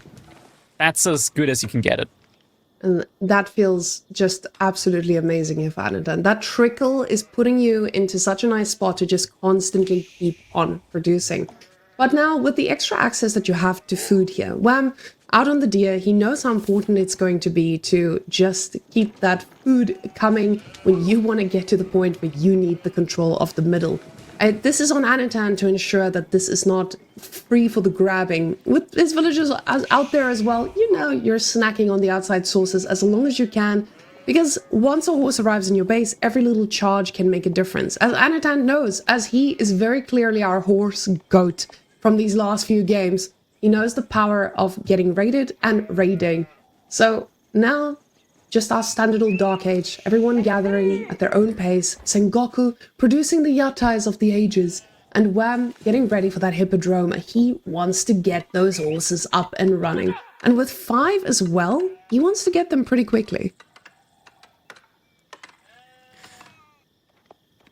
Yeah, it's gonna be a pretty good age up timing here for him, looking at like 3 minutes 50 for the age up. To be fair, probably more like 4 minutes. The early play onto the deer does delay you a little bit when you go for survival techniques on the age up, since you need to gather up the little bit of additional gold there as well. But should still be a pretty quick age up overall nonetheless for Wham. Coca Township coming in the meantime for Anotand. Only went for the second yatai, so we're not going overly greedy here. The second yatai being in the middle of the map there next to the boar. 5 villagers on wood now for Anotand. So I would assume that his next priority should most likely be an outpost, I want to say, on the gold, just to make sure that his Matsuri isn't going to be further harassed. And he's going to have safe access there, because that's like the main spot for him, right? Like where he wants to be getting resource from. Both wood and gold are right there. It's like 2 out of the 3 resources that you're gathering early on. Now, Hippodrome finally going to be finishing here, and now it's just standard old play here for Macedonians of understanding, hey, what is our first move? And with everything being out here on wood, you know, he is going to just keep on producing. He wants to get that first production building out, make sure that he gets what he needs with no rushing onto the castle ages, because of course Sengoku is going to have that presence in the feudal age as well. You can't be too much of a greedy goose here. Now, Anotand is going to be lagging behind a bit, but Coca Township with 4, it's not going to be too long. First Spearman already on his way out. He knows the horses are underway and he needs to find a way to respond to that. Indeed, Spearman already coming out for him. Ooh, boar! Where are those villagers? Yeah, okay, we're getting a boar play in now. The power of having the horsemen early on, it just feels like, hey, now I'm in control. This is the yatai making it so that the boar cannot be lured, and now he's getting the yatai back, so the boar starts attacking again. It is going to get taken down. Wham has enough resource here for the outpost. He might really need it. Yep, there's the outpost coming in now. Shinobi coming in alongside, though. And they're going to be in a good spot to actually slow down the horses with the spears, and the spears are doing a ton of damage here. One of the horses getting dangerously low, and it doesn't look like they're trying to slow down here at all. Scout already burning the tower. Spearman bracing, doing an amazing job, taking down the first horseman, the second one. This is massive for Anotand. He is not going to shut down this tower, but the cost was already this heavy. Commit to the upper. Oh, he didn't commit. He lost a villager. I think he got confused by the low health bar. He might have thought that it takes a little bit longer for the outpost to go up. So does have to sacrifice a villager in the end. Spearman will get taken down. And Wham is going to be getting map control here for the time being. Does have the access to the boar. Anotand now is going for a mixed army composition. Yumi archers and spearmen on his side. But now it's an... Oh, look at that. A stable placed inside the Matsuri. This is not a man thinking about the late game with farm positioning. This is a man thinking about, I need units right here, right now, with the least inefficiency in villager movement. Getting that lumber camp pretty quickly. I love this. Anotand is just, he's focused on the here and the now. He gets everything he needs in at the right time. The villagers, he knows how important every little bit of drop-off is going to be right now. And getting that over just making yet another Yumi. But, oh, we've got some pressure onto the yatais. The problem is now, some of these yatais have already paid off. And this economy that is boosted, how much is it boosted already? Can we see a percentage on if there's already 2 that have arrived? That's 5. There's 1 there, okay. So 5%. It's already helping a bit. Now, of course, it's not that major advantage you usually have. But we already have a little bit more of a mass coming out for Anotand, and this is going to start getting scary with you having this many villagers out here onto the ball. Archers now from Wham, so he's also going for a mixed army composition. just gonna be a little bit long for him. It's also just tougher to afford these archers because you're paying a lot more for that production building. But you always, of course, have that war camp working for you as well in the back of your base. So whenever you do trade out military, as long as the trades are even, you are going to be getting slightly ahead there.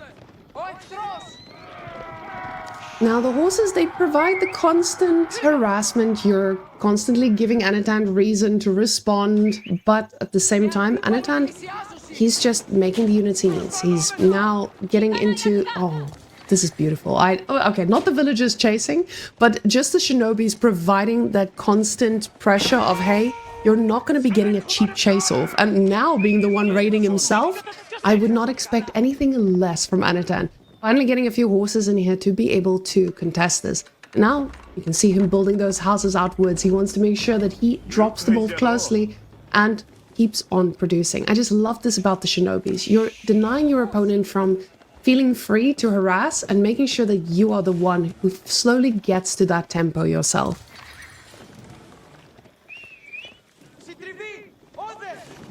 What's his plan now behind this? We don't have any silver being used for upgrades yet. 3 villagers are on gold, so slowly you should be able to get some silver in there. Horseman going for a little dive underneath the outpost. Does see the archer range there as well, where it's positioned. But he might need to also invest into some spearmen on his side as well. Wham has to, just because now there's also going to be Yari cavalry coming out. And the Yari numbers looks like they're getting scary. Yeah, Wham, he might be thinking about just getting for the arrow slits emplacement on his strongholds next. He is gathering up some stone for it, so wouldn't be too surprised for it. Now archers could be getting a connection in onto the spears. Yari cavalry just a little bit out of position here. But can't quite catch up to them.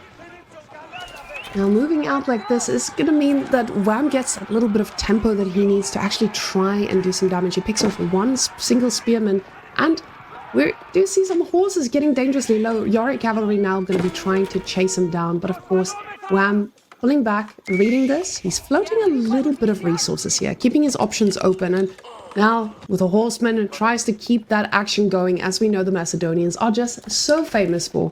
But with the resources he has in the bank, he has options. He gets to decide, hey, I'm going to be transitioning elsewhere. I'm going to be thinking about that castle age. I've got the units to pressure you and be able to move out, but at the same time, just he continues producing without over-investing into everything. I like this from Wham. But Anotand, he is just a relentless force. Now with the horses, he's going to have pretty good advantage against this composition. Like you said, there's just no spears here, and the numbers are starting to get scary.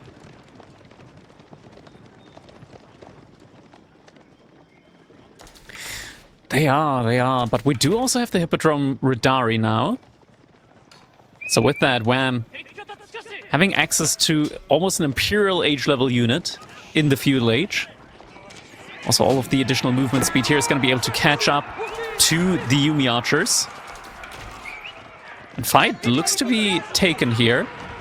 Looks like Anotand realized, though, that this isn't that great of a fight here at the moment for him. Now the spearmen are going to get focused out. Just 2 spearmen remaining at the front line here. 2 more somewhere else. And there's just not enough Yari cavalry here. The archer's not able to really get any damage, focused damage done here either. He has to pull them back. But now the Yari mass has been completely limited. And Wham is now in that position I talked about. He stacked up a little bit of resources, didn't overcommit too much into the feudal, and is now ready to age up to castle. The thing is, now he gets to place that wherever he pleases. And we know exactly what is going to be the juiciest and the hardest to shut down. For Anotand is nowhere near being in the same position. He's out here on the food. He's getting pushed off of the food as well. And not in that great position we usually see here from the Sengoku. Now, Wham, let's go see where he places that landmark. Ah, we know. We know exactly where it is. Absolutely disgusting. There it is, indeed. The Golden Horn Tower is coming in. The landmark we've all been waiting for. Yumi archers in the meantime. in position here to potentially make a play at it. Oh, they're trying to go for the villagers here in the center of the map. There are a lot of the outposts here. Wham, he needs to pull the villagers back. Loses one villager instantly. That next villager, well, he went in the wrong direction. Oh, this is a little bit spicy. This is Okay, the it army. looks like the Yumi archers aren't following up though. The army wasn't in position to actually follow up or protect the villagers from this, but now they are, and Wham finally has his mass together to try and shut this down. Horses here on the front lines doing an amazing job against them, and finally the Golden Horn Tower will reign supreme, but it was a pretty expensive one at that too. Yeah, losing 2 villagers for that. Villagers somewhere else as well. Once it comes up, though, it is going to be just absolutely amazing value. And right now, Anotand doesn't have the resource to age up anytime soon on his own side. Archers still trading off against each other. But now the entire front line from Anotand has been lost. No more Yari cavalry, no more Daimyo. He's 2 more Yari cavalry in queue at the moment. But with very limited food income. Or food in the bank, rather. And just Yumi archers being pumped out, but lacking the daimyo for them. This is looking very, very dangerous for Anotand at the moment. Even with the shinobis being pulled, he knows he needs to get a little bit of damage done. The age up comes through. Wham is in a wonderful position to do the real work here, as we see horses still feeling very comfortable coming all the way through as they are barely tickling. But finally getting some upgrades in the mix as well. And we do see one single unit that is going to make sure that these little archers are barely tickling them. And that, ladies and gentlemen, are just those real Radari. Radari are going to be taking a beating without even flinching. So Anotand, he knows he's on a timer. He just keeps on making units. But at the same time, we do see not much can be put in queue. He's very, very hungry.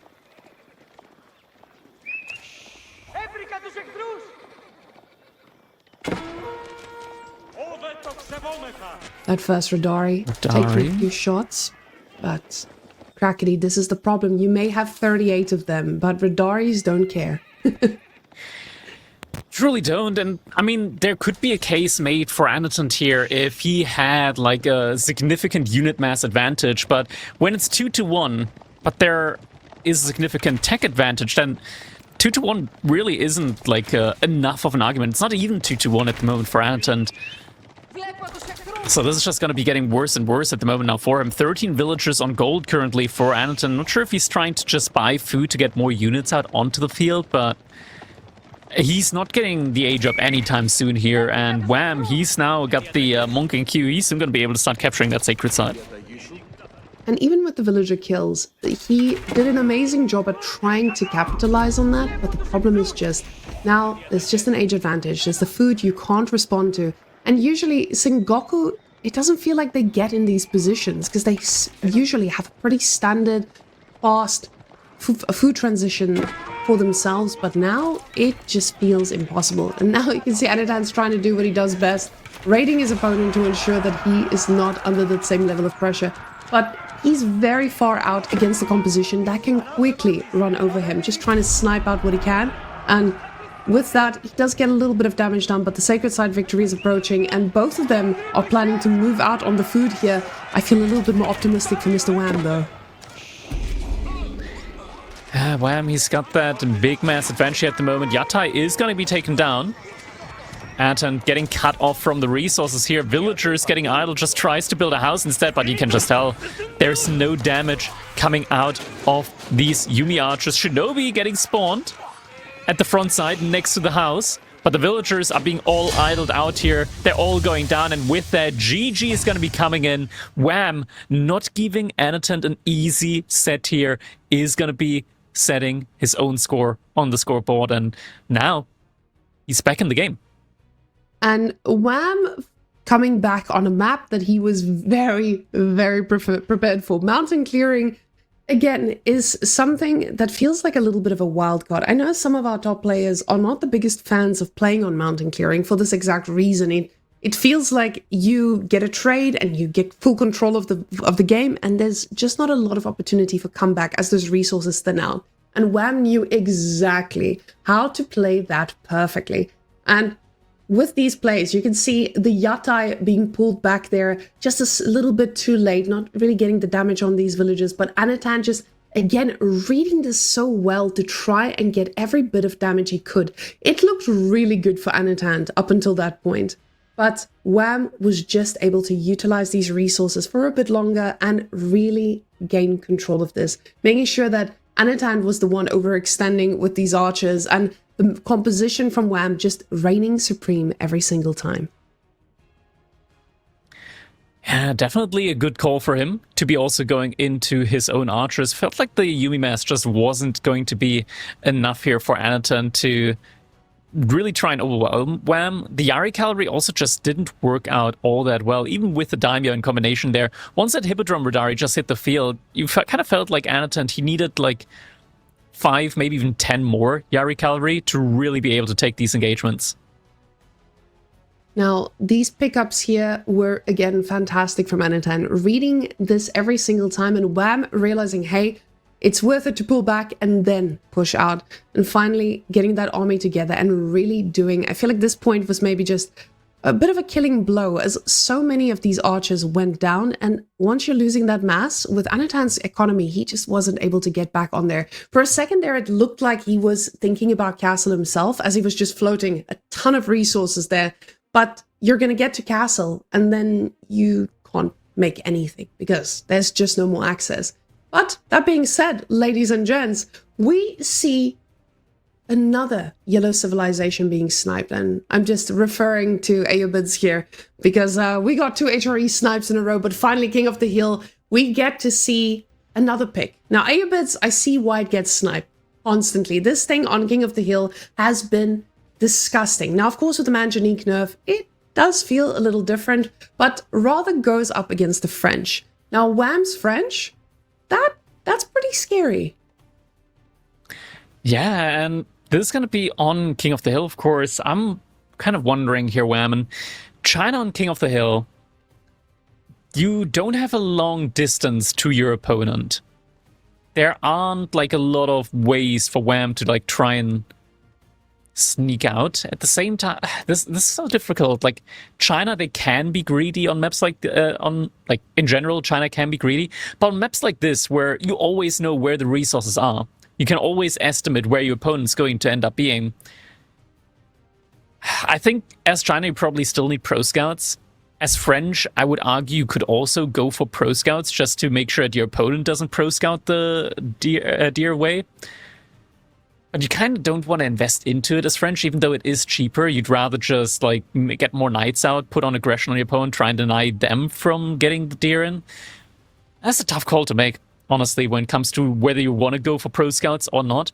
The thing is, this matchup in general, historically, has been slightly favored for the French.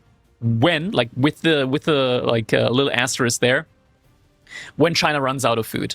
Like, initially, when China runs out of food and they have to make the farm transition with the granaries, that's where they typically die. They struggle with getting that farm transition in. Pro Scout historically has, like, been the technology that is able to keep China in the game longer for a potential turnaround. But it's just so difficult up against the French. Like, if they don't go for their own Pro Scout, you're going to have to go for Spearmen first. Honestly, if Wem just goes for Archers, Knights immediately, this could be incredibly tough for Anotand to get access to the deer. On a map like King of the Hill, you're not up against too many spots. You're going in these directions, and it's pretty quick. So I was going to say exactly that. The only time China loses is when you see that pro scouting running out. The moment the pro scouts run out, you just see a drop-off of China instantly. And why it doesn't feel as strong with other civilizations is because they don't have that extra villager trickle that French also has. So you're already getting ahead a little bit. And of course, a lot of people might say, yeah, but China has that too. Now, China only has that when they have Song Dynasty. And usually when you're playing against the French, you don't get to have an extra bit of gold to get your Song Dynasty. You don't have the resources to invest in another landmark. You have to make do with what you've got, and you have to make units to be able to contest this. So I feel like on a map like King of the Hill, you have the two sides of French. French, now they get to deny the pro scouts only in a very small portion. It's not a hugely open map. that's also where French usually does so well. When you get to run around and raid, when you really get to charge in and do the damage you need, you get to contest that with a wall, basically. A wall and 2 spears. But at the same time, Wham is he's quick to react, and he's not scared of going archers. We've seen Wham with a ton of archers early on. He knows when to switch and when to deal with the units from the other side. But Anotand, let's go see if the man actually goes pro scouts, because I think this has been a big question for most of us. Do we still go pro scouts? These guys, they say, hell yeah, brother, it's needed. But of course, ladies and gents, we're here, King of the Hill. Are you ready for a lot of action? I say a lot of action, but we might just get a stalemate with a lot of walls. Anything's possible on King of the Hill. Well, I mentioned this a couple of times every now and then. I'm going to mention it here again. I love this map, King of the Hill. Just the concept of it, in Age of Empires 4 especially. Just, I think it's such a nice balance, having the objective in the middle, but then all the important like food resources out on the sides.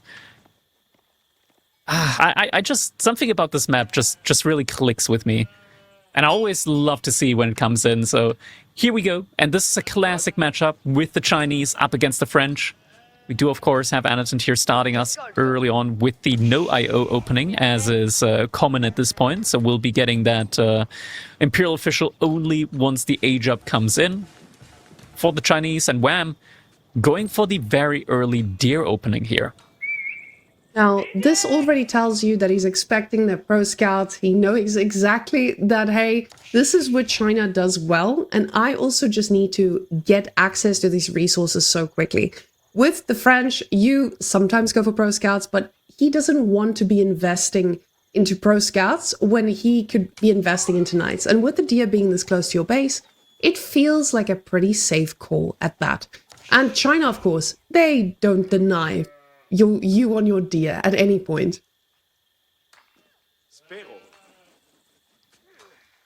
Indeed. Now, so the age up should be coming in soon here for Anotand. Wondering just how many villagers he's going to choose to age up with. Typically like 3 to 5 is what players choose to go up with. But when you have like a goal of following this up with a pro scout, you typically only go for 3 because you're not going to be like overly benefiting from a much faster age up time. Indeed, it is only going to be 3. So there's another sign to me that Anotand is looking for a pro scout play. Yeah, and now switching over to the wood, he knows exactly, hey, it is time for some resources. You need to make sure that you have just enough of your imperial officials to start collecting them taxes. That's the beauty of China. I feel like China just has extreme precise builds every single time. You know exactly how, and I know this is for most civilizations, you know exactly how much you need, but with the imperial officials, there's that extra element of, hey, I'm balancing the amount of taxes that I need to really get that right timing on the pro scouts. Now, with China, we sometimes see a little bit of a delay on those pro scouts, purely because you want to be investing into getting the spear early on. You need that spear early on because the knights will be arriving very, very quickly, and you need to find a way to lock down the areas where you want to be going for those pro scouts. But School of Cavalry also coming out here with 3. Of course, we know this is a very different story for these civilizations, as French just takes a lot longer to age up than the Chinese. Yeah, so the early age up definitely expected here. With the timing for Wham, he's not going to be worried or anything. This is just typical Chinese quick age up. We do see the first Imperial official coming in now. He's going to be going for the supervision most likely on the food, but for now, yeah, he's also picking up some of the taxes here. There should be a lot of taxes still remaining inside of the mill, so we'll be able to use that for the pro scouts as soon as he has the gold for it. And you mentioned that Spearman should be the first priority here at the moment for Anotand, as is typical in this matchup. You are going to need the Spearman, because if you just go for Pro Scouts straight away, by the time the upgrade finishes and you actually have the Scouts out on the map, there's going to be Knights to deter you from actually getting the deer in. So Spear is going to be the first priority, and after that you can go for Pro Scouts. Yeah, with the barracks already, the problem feels that French gets ahead of this so quickly, because with French, you're already looking to have the composition change into archers. So you investing into an early archery range, it doesn't feel that punishing at all. But of course, That first knight being clicked up as quickly as the age up comes in. And we're going to be getting that guy going straight to the other side of the map. Ooh, Anotand opening with a horseman instead, though. And I am going to be eating my words, apparently. Going for that horseman, though. You now have an answer to...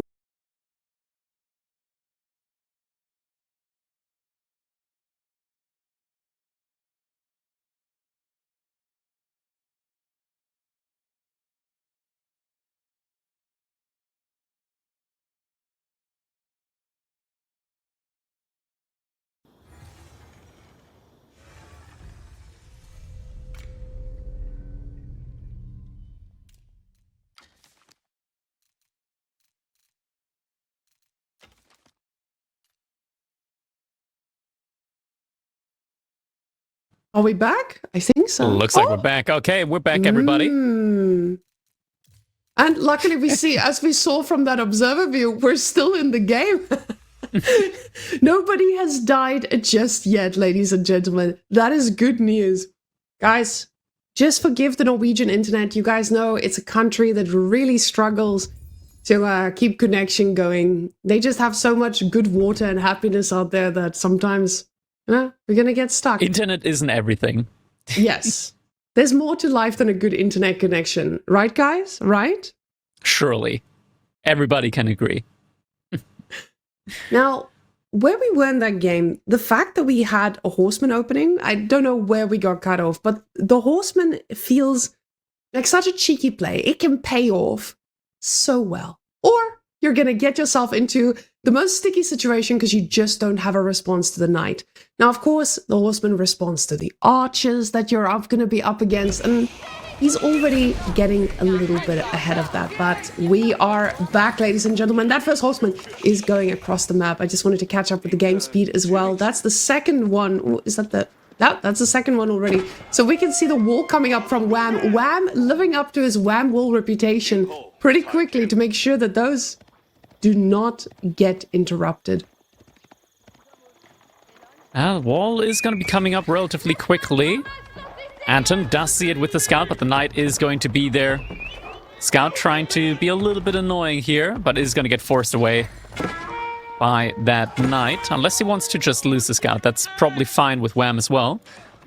Horseman from Wham as well. Probably just didn't have enough gold to immediately queue up the second knight. Instead choose to at least get a unit out on the field. Really maximize the active time there from the School of Cavalry. Archers coming out as well, so it is indeed going to be the play here from Wham to just be as active as possible with the pressure on Anotand, but just really great timing from Anotand to still be able to at least yoink the first deer spots there. Yes, away. And the army completely engaged Crackney. He's just making sure that all these knights are nowhere near his base. Nowhere near the wood lines. He gets his walls up. He's engaging the whole army. And sure, Anotand is now getting every bit of deer he needs. He's getting the spears that he's going to need. Well, I'm already having those archers at the ready. Oh, a scout does pay the price though. But now with the horsemen that he has, he's still got 2 horses available. And that means that Wham doesn't just get to sit back and sleep with his eyes closed. He needs to keep them wide open. Especially after those games, we know exactly how scary Anotand can be, even when he just has a little horseman in his possession. Spearman now coming out as well. Chinese always so quick on the production. Look away for a second, and suddenly there's 5 spearmen out on the field. So Anotand is going to be able to get those deer in nice and safely inside of his base. Good play from Wham to also go for the outpost on his second deer. That way they will not be stolen away by Anotand anytime soon. The issue is that now he's going to be in a position where China is going to have insane food income. Or just insane income in general. And he's going to be in a position where he needs to keep up with them military-wise on the field. Does have his 2 knights on the front side, is able to snipe one of the spearmen, almost potentially able to deny some of the deer being brought back, but chooses not to push further for the time being. Now, with the 3 horses he's got, he's now going to be able to send those yellow dots all around, and we see them. We see those yellow dots. We see some villagers running in the south there as well. This Anotand is active absolutely everywhere. Look at that. Chased off of the food here. He is everywhere he needs to be, even though Wham is the one with the knights and usually the one in control. When you're on the French, you hold this point of the game in your hands and you are very comfortable with it. Right now, Anotand is just forcing his opponent to just not feel as comfortable. Sure, losing a horseman, not a great feeling, but he knows how valuable they've been, even though they haven't been able to get a kill. The idle time, the fact that he forces Wham to not group his whole army together, it's putting him into an amazing position to be able to grab the rest of those deer. Archer's now coming out from Anotand as well, so it's going to be a triple army composition from him. Wham is still just sticking with the Archer and Knight play, as the French typically do. Does, of course, kind of leave him open to this triple army composition. The Spearmen are going to have to really get focused down by those archers. At the same time, he's going to need to keep his archers safe from the horsemen. And the archers from Anotand are going to be able to fire away at the archers from Wham without any concern for pathing. Just the horsemen being sent around now from Anotand. They could be enough to torch down the outpost that Wham has on the deer. And Wham doesn't have anything nearby there on that side. Okay, he is getting another outpost up on this side. And he should be able to see the horsemen just as they're running across. Is he going to react immediately? He is. He's sending... Oh, no, he's sending the villagers away. Okay, he thought about it. He realized that they might not be... Oh, maybe a little... Oh, ankle breaker. Oh, Anotand's able to get it, though. Textiles in, surely. Those villagers are not... Okay, never... Oh, two went down inside of the outpost. Great pickup there by Anotand. Did not expect those two to go down. Now, the running between these two just shows you how much they respect the movement of one another. All these horses just coming in and out. You realize, hey, I've got the numbers here. I will be able to at least get the idle time, but I can start burning. The problem is now Wham is ready to respond. Knights, though, they don't run as fast. These guys are just slippery, getting out as quickly as they need to. And now the spearman numbers are starting to get to a very scary amount here.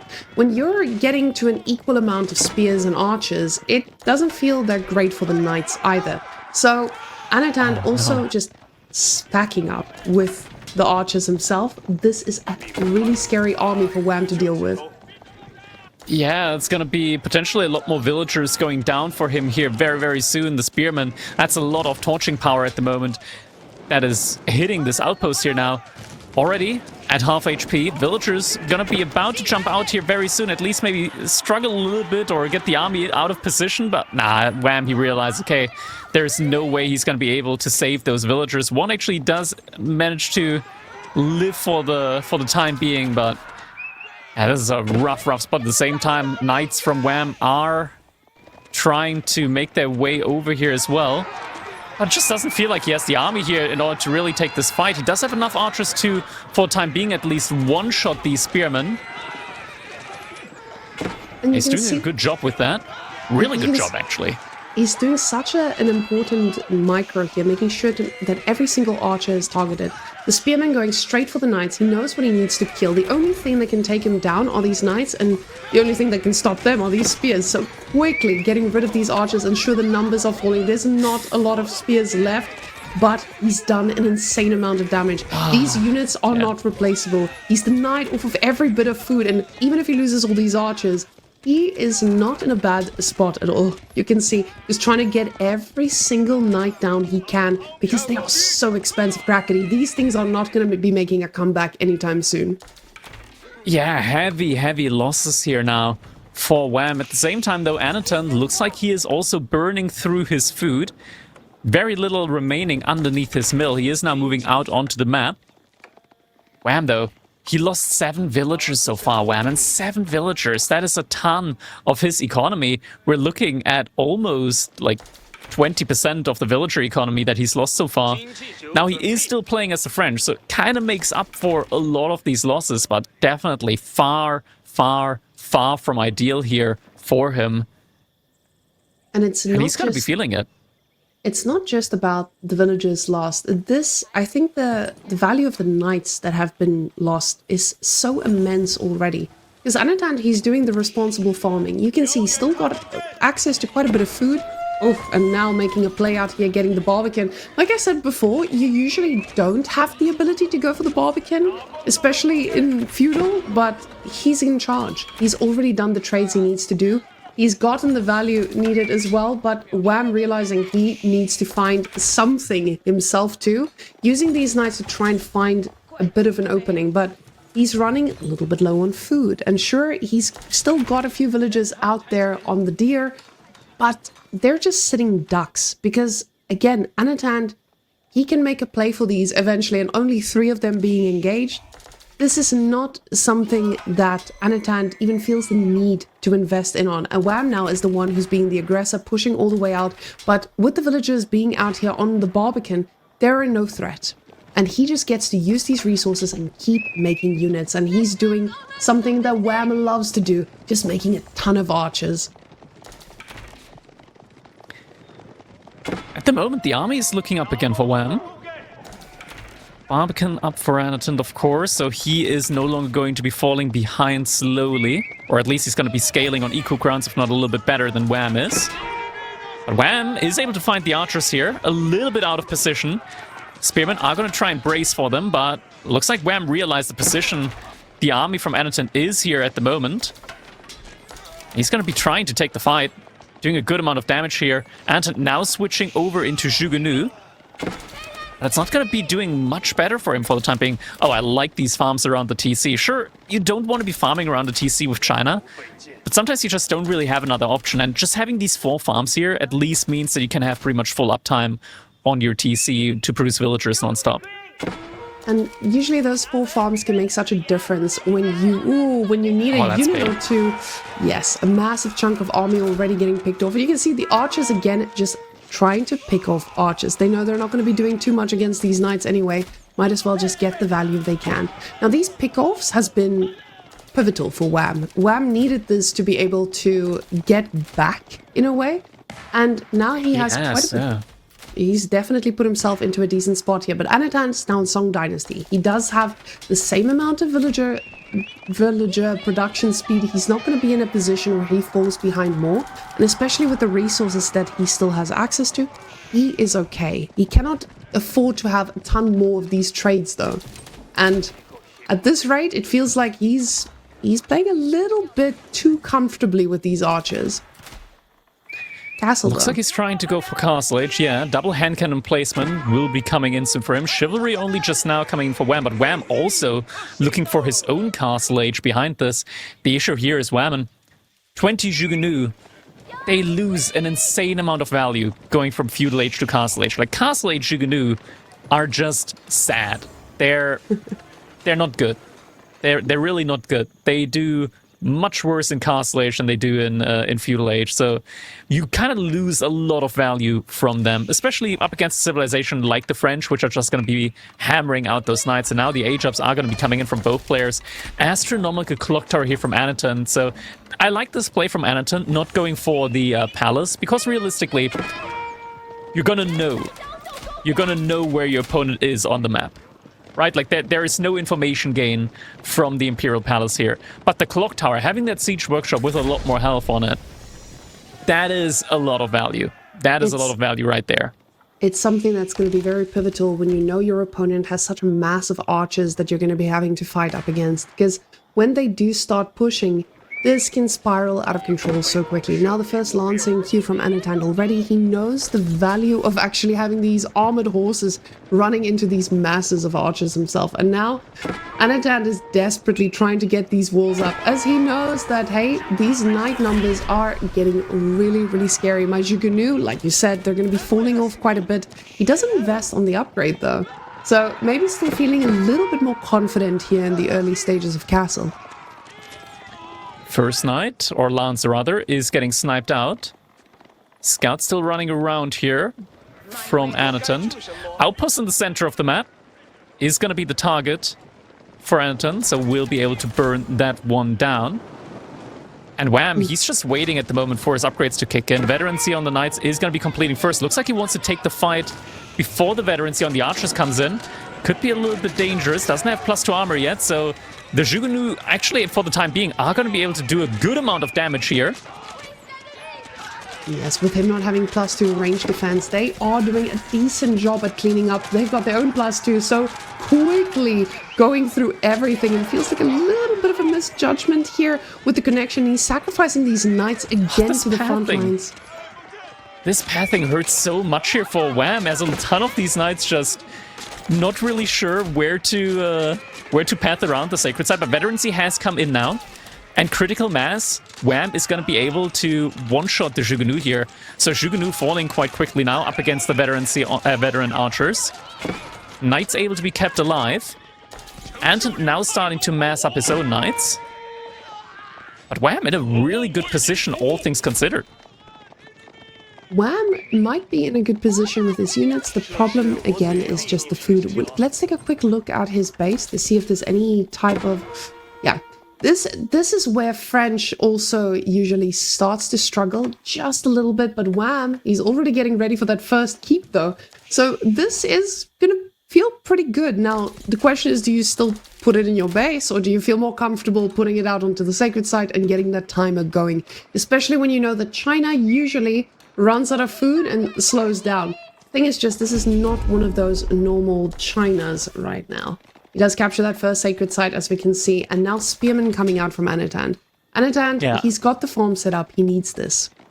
I think you need the keep in the center, just because that's also where you're going to be gathering gold from. You can always, like, make another keep down the line inside of your base, or just put more forward production up as well, next to the forward keep. So both definitely an option here for him, but I would personally expect the keep to be placed forward. And he's got all the villagers in the middle to be able to do that pretty quickly as the timer has started. But now Anotand is getting his own stone, and you can see with all those villagers, he might be thinking about gaining some map control himself with all that stone. Now the question is just, keep goes in the base though. Brackety, what is... This man is brave. Yeah, I didn't expect the keep inside of his base. Okay, so now he's going to be able to afford a lot more military units. But he might have to forfeit the center of the map, at least for the time being. Walls being put up here. Oh, he needs to be so careful with this, though. Okay, that was good. Still sacrifices 3 villagers, but gets the wall off. Does he actually sacrifice the 3 villagers? He doesn't even sacrifice... Okay, that's great. That's great value. That is absolutely great value right there. And now Anotand has these lancers stuck at the back of the base, but of course you can see he's just trying to get the value still by splitting them off and trying to get a charge or 2 in the mix here. But where's his keep gonna go? That's the question, isn't it? There's nothing really for him to secure at the moment with a keep outside of the middle of the map. But it's... To be fair, because Wham didn't go for a keep in the center, it's not unrealistic for Anotand to just push forward with 3 Nest of Bees and just force his keep up in the center of the map. And also knowing there's a big chunk of these archers and knights chasing behind these lancers. Oh, yes, and that is the Anotand that we know and love. He's engaged the army of his opponent. He's forced him to the back of the base. And now Wham is pushing forward, but is he going to be quick enough? We just see purple dots everywhere. Now the spears doing an amazing job at just cleaning up a scout, cleaning up a knight, and now the push begins. Disgusting. This Chinese building speed just coming in at the speed of light, and decap already underway with the scout. Wham is nowhere near denying this. Yeah, this is going to be going up, and Wham, he's going to see this come. I mean, he already knows it. Yeah, has to cancel an outpost. He's just going to have to be really careful about securing his relics now. There's 3 relics in the middle. He's got the 2 monks there. He is going to try and get those relics out of there and secure them inside of his base. Because he most definitely doesn't just want to give them over for free. Could be that this 1 relic in there he might not be able to secure. There's going to be more and more Nests of Bees now out and about from Anotand. He's getting to a critical mass of those Nests of Bees, and the question is, what can Wham realistically do in that situation? There's still some gold here that he could pick off. If he's able to get to Imperial Age, it's a little bit awkward for him to place the Imperial Age landmark. There's no good spots at the moment for him realistically to be able to put it. Because ideally he will want to put it in the middle. Actually, looks like he's going for the aggression. Oh, he has to be so careful with the archers, though. Archers are splitting up. Staggered formation here at the front side. And the Knights, great wraparound, able to make their way onto the nest of bees. Villagers just getting pulled. He's trying to heal these up, and he gets a very decent shot. Oh, these archers falling like flies quickly. Yeah, Wham, he just lost a ton of military. An absolute ton of military that he just lost. Was able to take down 2 of the nest of bees, but I'm not sure if that was really too worth it. To be fair, Anotand, he's in an awkward situation right now, food-wise. He's gonna have to do his farm transition. And it looks like he's doing a granary transition outside of his walls, though. And that doesn't feel optimal when you're up against a bunch of knights, but luckily, this doesn't feel like the most impossible place to secure, though.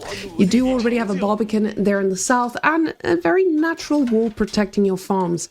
Now, with that being said, Wham has a similar issue there in his base. He's also just getting into a spot where he sacrificed a pretty significant chunk of his army, and now the food is going to start slowing down on the map. He is out there on the ball, but there are some lancers who are going to be paying a visit, and just like that, one lancer denying a boar, and villagers are just going to need to keep on reacting to this. And again, this is where Anotand shines, where he's waiting for Wham to send the army and then respond to it. And we can see that guild hall is starting to get stacked, and with the gold he's got in the bank, Wham has the resources for Imperial, but like you said, it doesn't feel like there's the perfect spot to place it. There is one good spot on the right-hand side of the center. There is that one large gold vein, where if he puts it over here, he's gonna secure the gold, and after that, he's gonna be in a decent position to like get some cannons out.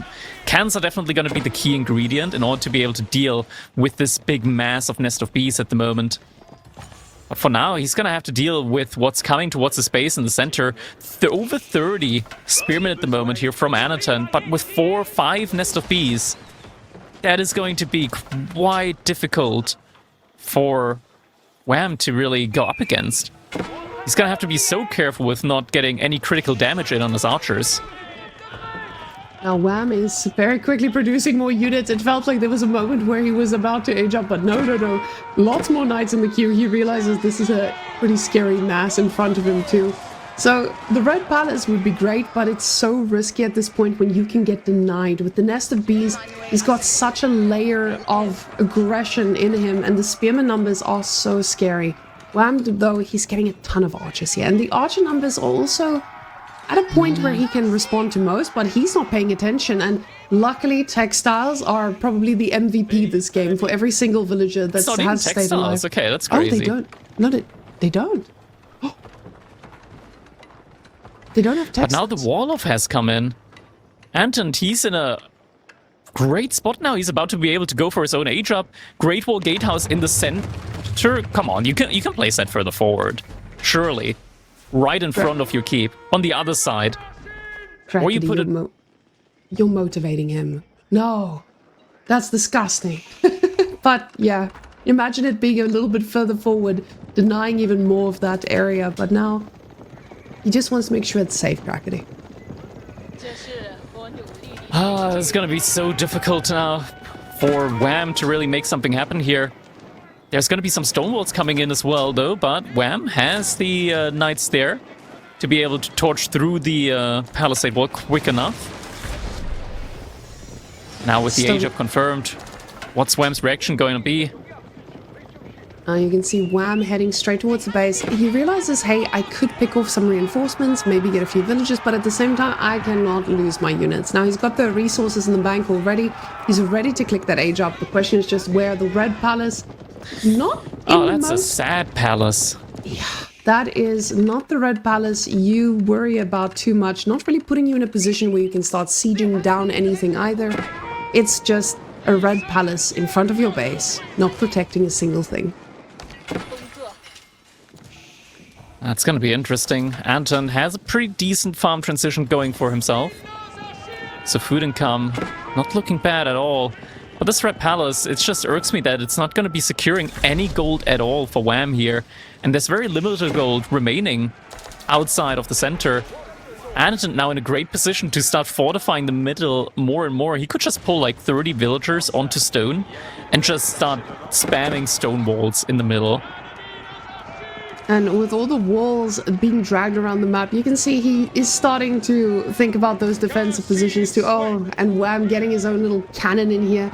double cannoning it up. He realizes I need to get this down now. The problem is he's not really in a spot to out-damage the Chinese villagers that are all the way up front here, because Anotand has a lot of resources here at the front that he can easily protect, and with those extra layers of walls, he's making this so much harder and so much easier for him to siege from. Him getting his own 2 bombards in here is going to mean that he gets to snipe back when Wham tries to extend just a bit too far forward.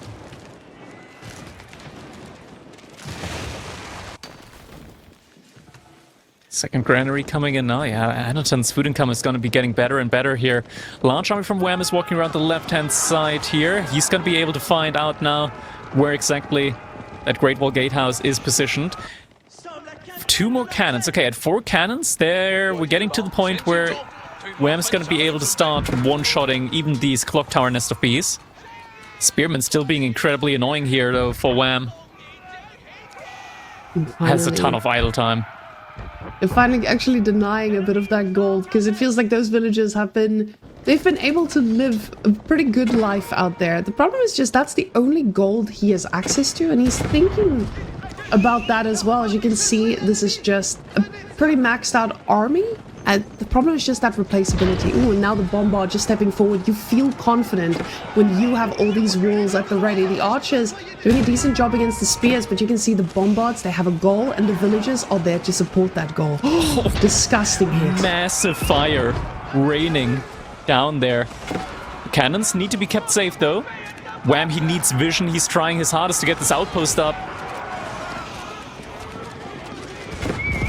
The knights not going for the dive. Are they going for a dive? They're trying to go for a dive there. They're going to be able to get at least one of the cannons down. Yes. But losing a couple of knights in the progress, though. Where's the other cannons? I only see 2 cannons at the front side from Wham.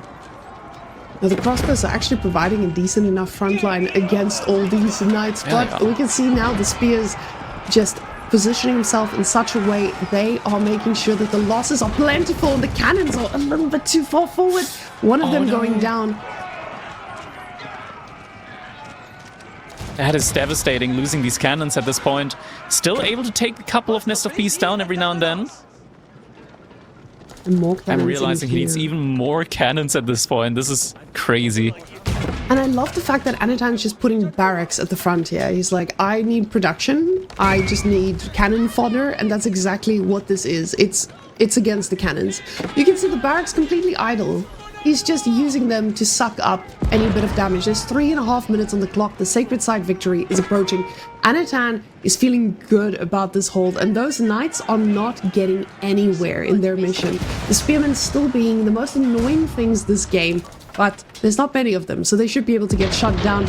You see those cannons just firing away and doing such a good job at that. Spearmen feeling a lot more confident with all the knights being that far gone. And now the crossbows are making sure to kill anything and everything stepping this far out. SOP is firing onto the knights, not onto the archers. Archers still able to pick apart the spearmen. Knights able to stay alive. Cannons up against the Nest of Bees. Just 1 Nest of Bee remaining here. Army count overall is starting to get pretty even.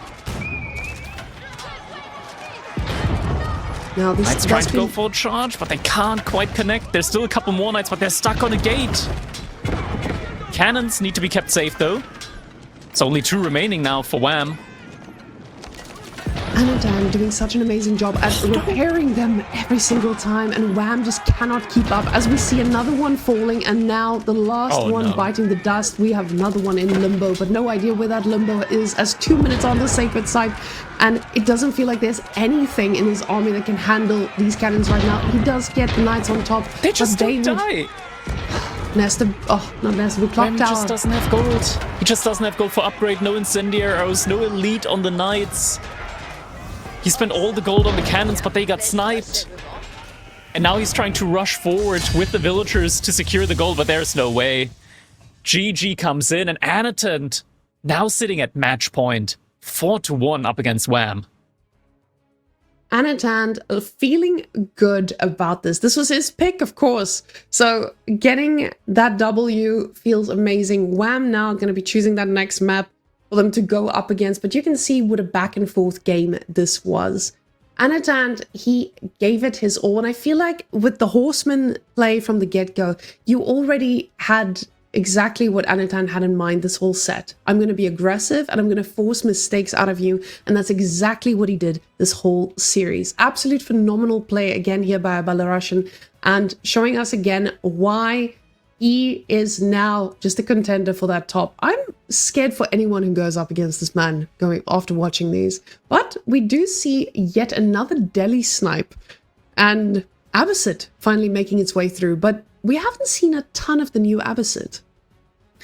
Abbasid, they've been always like TC booming, or at least most of the time. We do see him TC boom. I'm actually surprised that we see Delhi getting sniped out here, considering that Abbasid actually have a pretty good matchup up against Delhi when they stay 1 TC. But yeah, chooses to snipe out the Delhi here, so it's going to be Ayubid versus Abbasid, and I'm not too familiar, I gotta say, with that particular matchup, so I'm not 100% sure how this one is going to be playing out.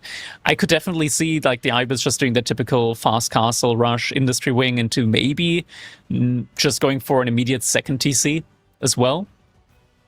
Like fast castle into second TC, securing relics. That would be an option that I could see from them. On the other side, I think Anotand's very aggressive with the Abbasid, so it might not be a multi-TC play from him there. I mean, you're talking about Abbasid like Anotand's probably got them figured out though, but we haven't really seen a lot of Anotand on Abbasid, especially since this new patch. We haven't seen Abbasid on this new patch too much.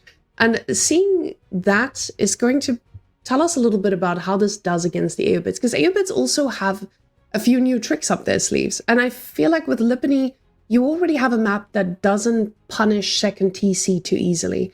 Of course, it depends on the spawn, but Lipany very often spawns in a way that you don't get to shut this down without it being too costly. So both these civilizations get to have a lot more wiggle room on Lipany than I would expect.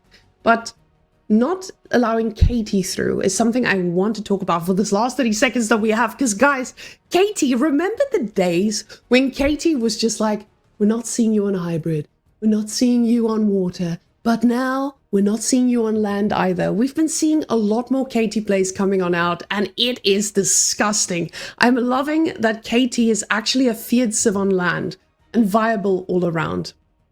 I had my theories, but now it's come true. I gotta say, like, this is gonna be interesting, especially since we're gonna be moving over to Coastal Cliffs now as well. So an interesting map for an interesting matchup. We're jumping in... Wait. Oh my god, I got the map wrong. It was Lipany. Why did I think Coastal Cliffs? For some reason, I was looking at Coastal Cliffs. It's gonna be on Lipany, so great synergy with the map here for both of these civilizations. There's gonna be a ton of berries here. And looking at the map spawn, I like Anotand spawn a good bit more, but I think there are some great wall opportunities for Wham on his side. Like, a lot of the resources are forward, but then there's an opportunity to wall in front of those resources as well, where I think, okay, there are some great Wham wall opportunities. Now, looking, that's the beauty of Lipany. You just get to see what the maze looks like every single time. And as our observer showing us, that's a sad scout about to go scout a sad map with not a lot of sheep to the availability. Lipany was also updated for this sheep to spawn closer to the TC, right? Yeah, with the amount of sheep I see, then definitely. So Lipany, all the maps, and I think this is something that we can definitely talk about for a second. The fact that your food is not as RNG as it used to be, it makes life a lot easier for players when you actually have a fighting chance. Because a lot of the times you just feel like, hey, I lost on RNG with the food, I ran out of food before my opponent. Now it just doesn't feel like that same case. But now both these guys going to get their scouting in. But that's the issue when you're playing Abbasid and Aeobids. You're not really getting that information at 2 minutes. You need to wait a little bit more before that age up comes on in. Indeed. So Wisdom already ready for Anotand. Wham! He's getting his in just in time for the age up.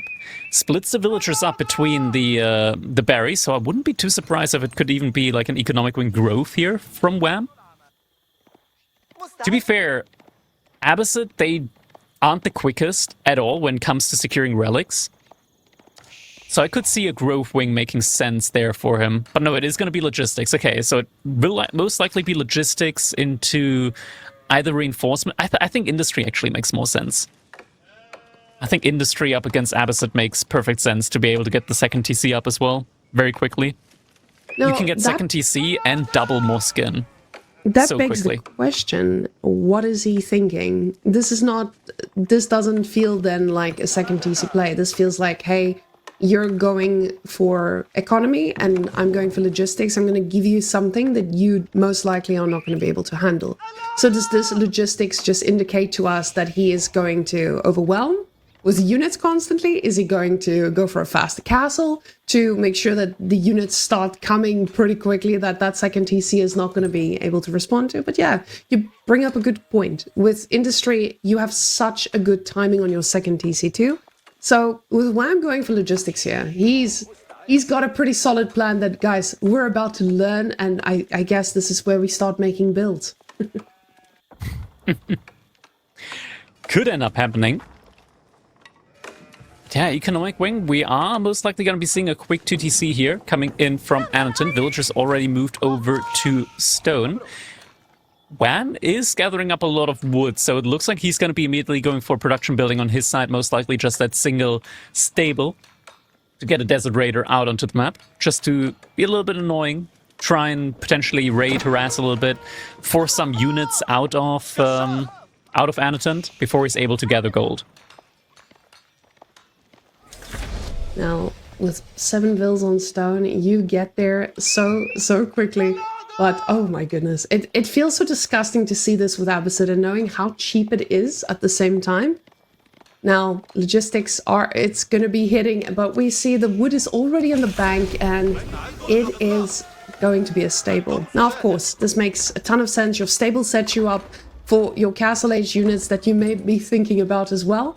And with 250 gold in his pocket, it doesn't feel like Wham is going to be staying in here for too long. We're going to be seeing that first Desert Raider coming out just to force... Oh, is it just going to be a horseman? No, it's a Desert Raider, of course. So with the Desert Raider, you just get to deny a little bit. You put that pressure down. At the same time, you now get to start either pouring the units or... But with 6 on wood, Crackety, what are we expecting from the Airblitz here? 6 on wood is quite a lot at this point if you're not going for fast castle age. So I'm guessing he probably just wants to get a couple more Desert Raiders out. Is going to be my best guess. This TC is most likely going to be going up in a very nice position for Anotand. He's going to be able to secure his gold with it. There's a single villager coming. Oh, yeah, he has to be so careful. There's a boar and a wolf here, so that villager is already going to suffer a little bit of damage. To be fair, there are going to be dervishes, so he's just going to be able to heal that villager back up to full. But it looks to be like he just wants to get an outpost in between the gold and the berries here. So Anotand, he's going to need a very quick production building to get some units out. It's just, when you're up against Desert Raiders and dervishes, you need quite a few units, actually, to be able to deal with that. Where does he want to put the outpost, though? That's the question here. I'm wondering. Now, the outpost needs to... Ooh, it needs to be in a spot where you're denying resources, and the resource that you get to deny here is just simply a wood line. The problem is there's a back wood line. Oh, I say that. Where's he go? Oh, he wants to deny the deer and bear. No, he wants to... Next to the... wait, does he? Okay. That is... Oh, no. That is no. Crackety says as he's very much disagreeing with this. I love that, Crackety. You say things just the right way, with the right amount of finesse here. Now, that villager does stay alive, but you can see what Wham's thinking. I'm not breaking this. I need camel lancers. So, camel lancers on the menu, coming in hot. The problem is just that one Desert Raider, he's going to need the other one to do some good work too, but the archery ranges are out. And we know how well these archers are going to do for now, but he's going to need a lot of them if you start dealing with the camel lancers. Yeah, triple archer range, so that's going to be a lot of archers out. It's, yeah, as you mentioned, you just need a lot of archers when there's the healing, the counter healing, and Desert Raiders don't take any bonus damage from archers anyways. I mean, the outpost is going to be nice, I guess, just to secure a little bit of presence immediately inside of Anotand's base. It's just not going to achieve anything for quite a while here. I would have much preferred it on the other side, just between the berries and the gold, because that way he could have essentially just denied a lot of the food income there from Anotand, but also just denied the gold. But then again, Anotand isn't mining any gold at the moment anyways. He just... looks like Anotand's goal from the beginning has been just to mass military before any upgrades. And so maybe this actually plays into Wham's hand. Bizarre? Exactly. Oh. Is that on purpose? Crackety, Wham has just completely reinvented the meta. You know when Beastie makes a guide and the whole ladder is plagued with this?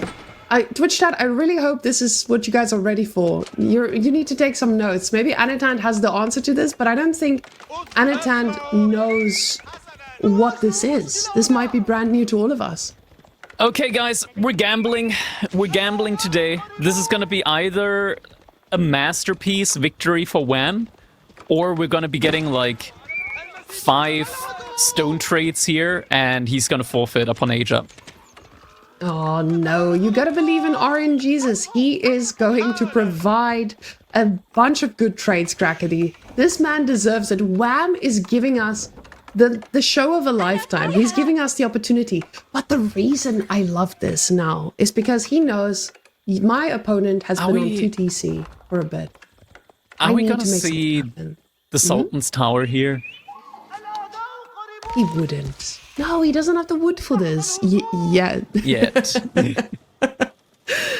He's very comfortably moving villages over to Crackety. Stop. There's some camel archers on the field. Okay, there's a horseman as well, though. Wham needs to be ready for this. Wham needs to be ready, but Wham is readying with other things. With 16 on wood, I don't feel like your call might be the craziest thing we've seen today. As long as there aren't horsemen or spearmen, like legitimately, the Sultan's Tower is a force to be reckoned with. They're absolutely incredible, damage-wise. But now the Camel Archer does find the villagers on the berries. That's going to be 1 village done. They attack so quickly, Whammon. And they have such great base damage as well. Like, Camel Archers, I've been calling them out a couple of times in the past. I'm going to be calling them out again. They're a lame unit. I'm just saying it. They're a lame unit in the game. And you can see he gets himself a bunch of traders. This is going to feel weird because these guys, they're running fast. But let's go look at the rest of the trades. We got traders and... I hope the viewers didn't hear that soundboard. Good. Guys, just for your reference, we had a little bit of a voice line here by Cal in the background, and it definitely threw us off. I thought it was you, Crackety, for a second. I was just like, whoa, it was me, but I'm glad that I'm glad that it didn't get heard by the viewers.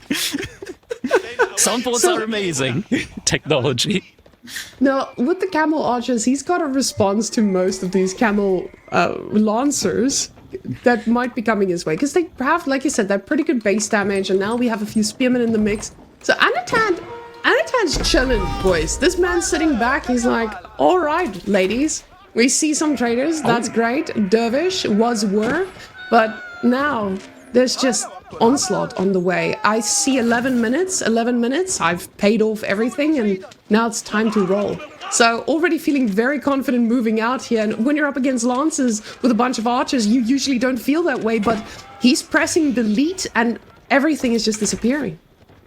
Yeah, the issue here is the Camel Archers. There's so many of them, and when you have Camel Archers, Whammon, you do not care about the, I want to say, the technology advantage, because Camel Archers, they're not firing normal bows. Well, not normal arrows with their bows. These are highly advanced feudal age arrows that they're shooting. They do double the damage. They just don't care about the little bit of extra armor there is, and with the massive amount of attack speed that they have, Like, even, like, neither Ghoulems nor Camel Lance really stand a chance up against them.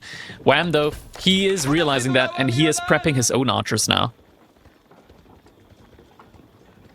Now, the numbers are going to feel slow for a bit. I was about to say, it's going to feel slow. Is he going to be able to keep up?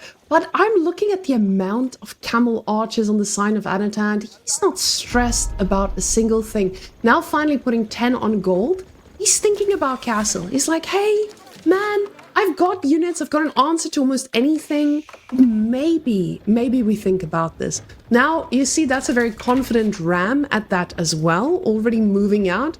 You know, when a ram feels the confidence to move out onto a map, you know you are in control. You've already spent so much wood on that. You got a tower down. You might as well sacrifice it. Anotand keeping the army busy while getting ready to age up to castle. What do you go for now with Abbasid, though?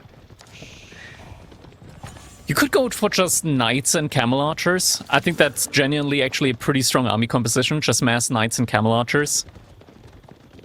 Because realistically, what do you want to make against the knights? You're going to be making crossbows, but crossbows get absolutely obliterated by camel archers. The archers also died to the knights. It's going to be quite difficult. Anotand now going for the military wing. I could also see camel riders and camel archers, just the pure camel army composition from Anotand. He's currently 24 villagers ahead, so he's got a massive eco lead. And that is a dead dervish right there.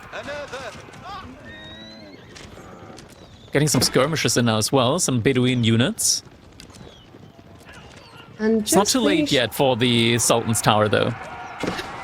With the Sultan's Tower, you just provide yourself a little bit of protection here. But with camel archers, you need a lot more than protection. As we can see, they're just going through absolutely everything. This feudal little army is, again, he's just writing in his little death note, making sure that everything dies in front of him. The archers are pretty scary in mass. The problem is the mass just never arrived. And sure, he keeps chasing in, but Anotand is almost at a 30 villager lead. He just needs to keep these units alive. Military wing 30 seconds out. The TC, just a little bit of assist here. And making sure this army is nice and thin. He might lose a few villagers, but they've served their purpose. Die for the army, keep them engaged, run as far away as possible to keep this army engaged for as long as possible, because military wing is about to hit. And ladies and gentlemen, the gold is in the bank. The man's going to get these guys upgraded, and we're going to have more problems.com. That is a lot of resources in the bank too. Yeah. Historically, we do, of course, know that the Abbasid, they're not too fond necessarily of their villagers. They don't mind if a couple of them end up going down. It's all for the greater cause at the end of the day with them. And nice little walls here from Anotand, segmenting the wall a little bit further, giving himself access to the berries and the deer there at the bottom side. Wham, though, he is getting a lot of gold in at the moment, has the relics, has 3 sacred sites locked in under his name. And with that, that's a nice little, I want to say, compliment here to the play with the Gamba Wing. He's going to be getting a lot of gold, will be able to afford a lot of rolls there. Now, gold might not be enough to save him, as that army is starting to look scarier and scarier by the second. We see the Lancer numbers starting to add up. And Camel Lancers, though, doing a little bit of work finally. And villagers will be paying the price, but there's so many more villagers to go around. So a few more sacrifices must be made to get to the end here. Now, this is still a scary enough army. The problem is just, I don't feel like he has the firepower to really take down or really hit that significant mark. I think maybe with this army now, he could be in a decent enough position. There's some of the Bedouin swordsmen as well. They're actually relatively tanky, even up against the... Okay, man, these camel archers, they just don't die. You need so many volleys up against them. It's a little bit insane just how much health they have in Castle Age. Just kiting on back. It felt like you believed there for a moment, and then you realized how good camel archers were, and now everything is just history. Oh, actually, the units still stay alive. And I mean, a lot of these camel archers did fall, as we see all those dead camels on the ground. I firmly believe we still need those to be edible afterwards.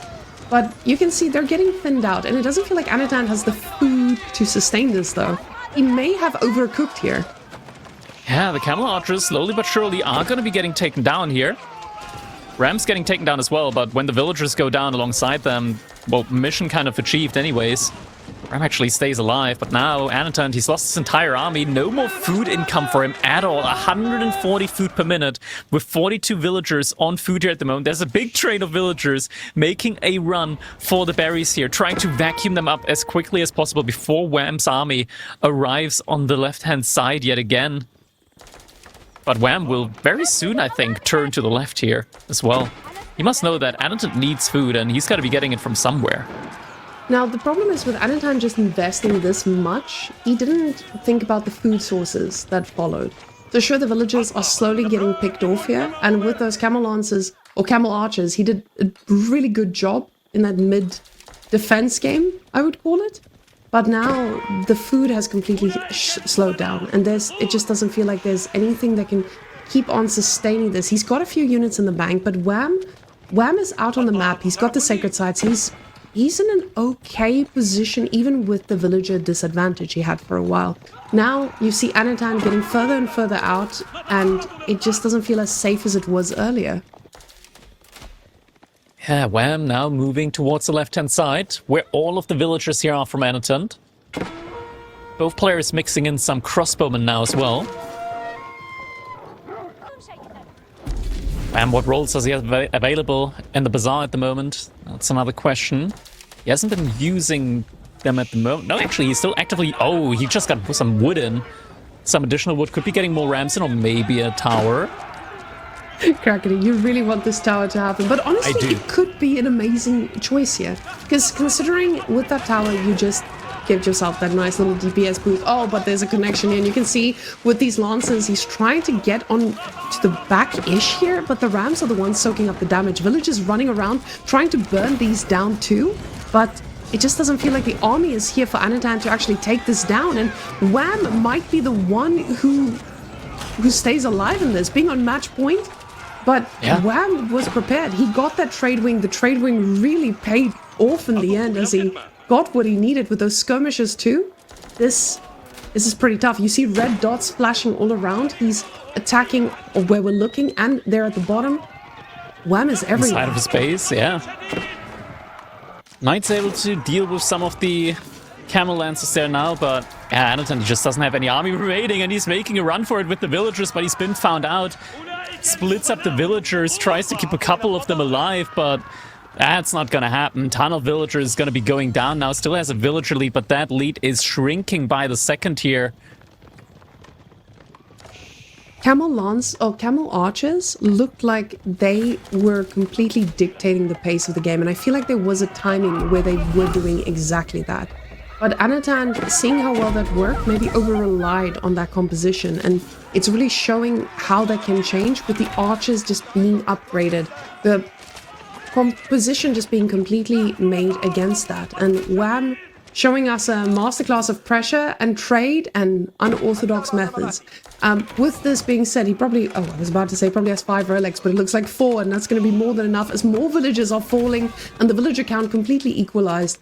The difference is just Anotand is a very, very hungry man behind this, and Wham is the one who's very comfortably just sustaining this army. And yeah, this is just uphill battle for Mr. Anotand, but I don't think there's anything he can do with that army just standing at his door. And you don't have Manganiques. Yeah. No Manganiques for Anotand. Wham could make some. Or a tower. Crackety, I hope Wham will bless us with the Tower of the Sultan. We'll get it. I'm so confident in it that we will get it. There we go. Crackety, you blessed us. You blessed us. Wow. Ladies and gentlemen, the tower is upon us, but Anotand did not want to give us the tower. Honestly, I feel like this means minus points for Anotand.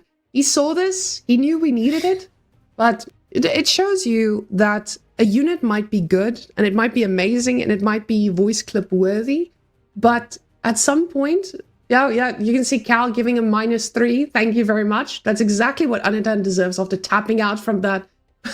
The economy count just nosediving there, because for a moment there, Anotand just completely traded like an absolute chad, but not doing that switch fast enough and just over-relying, not having that farm transition, because that is what Abbasid is usually so good at doing. They're great at constantly making units and slowly getting that food transition going for themselves. I remember when Abbasid was played like English for a while, it was just absolutely impossible to shut them down. Even with Wham's questionable tower here, it may not have hit the mark, but Wham was busy cooking, he was busy playing 6D chess, and we just didn't even realize. Finally, though, we're going to be seeing them. We're going to be seeing the Knights Templar coming in. And this time, Delhi make their way through on Hill and Dale. Still and Stale coming up next. But with the Delhi being part of this, even though it is Hill and Dale, the match is going to be anything but Still and Stale. Because Delhi, they set the game pace. And the game pace is 10-minute timer on the Sacred Sites. And on Hill and Dale, this is so fruitful. You have all the Sacred Sites very far apart, usually. Depends on whether the spawn is in the favor, because most of the time this map is pretty standard with that. Delhi does such an amazing job at keeping control of this. And now with Anotand losing that last game, this was his choice. Him getting Katie here, that tells us also he's not too worried about Hill and Dale, because just like the Sacred Sites I talked about for Delhi, KT likes that as well. They love Sacred Sites being split apart. They love being able to switch. The problem with Hill and Dale is the entrance. There's an entrance, and your pilgrims very much love to go straight into the enemy army with a little bit of pressure, and Delhi does pressure so well. They do. They do. At the same time, KT, they're a civilization that exists in Age of Empires 4, and what they like to do is make units. Lots of units. A lot of units. Not very good units, but with them, it's quantity over quality. And when they have just these big archer bolts with spearmen accompanying them, even the Delhi can find themselves in a position where they are going to get outmassed, even when Delhi have like Sacred Sites under their belt and they're able to trade out for additional resources to keep up with the army count. Just the economy from the Knights Templar, it's made for trash units. Spearmen and archers with their great wood economy, you can just truly pump them all day long and just get so many units out onto the field that even an elephant could struggle against them. Like, elephants are pretty good, but when you're surrounded by 30 spearmen on a high protein diet, it could get difficult.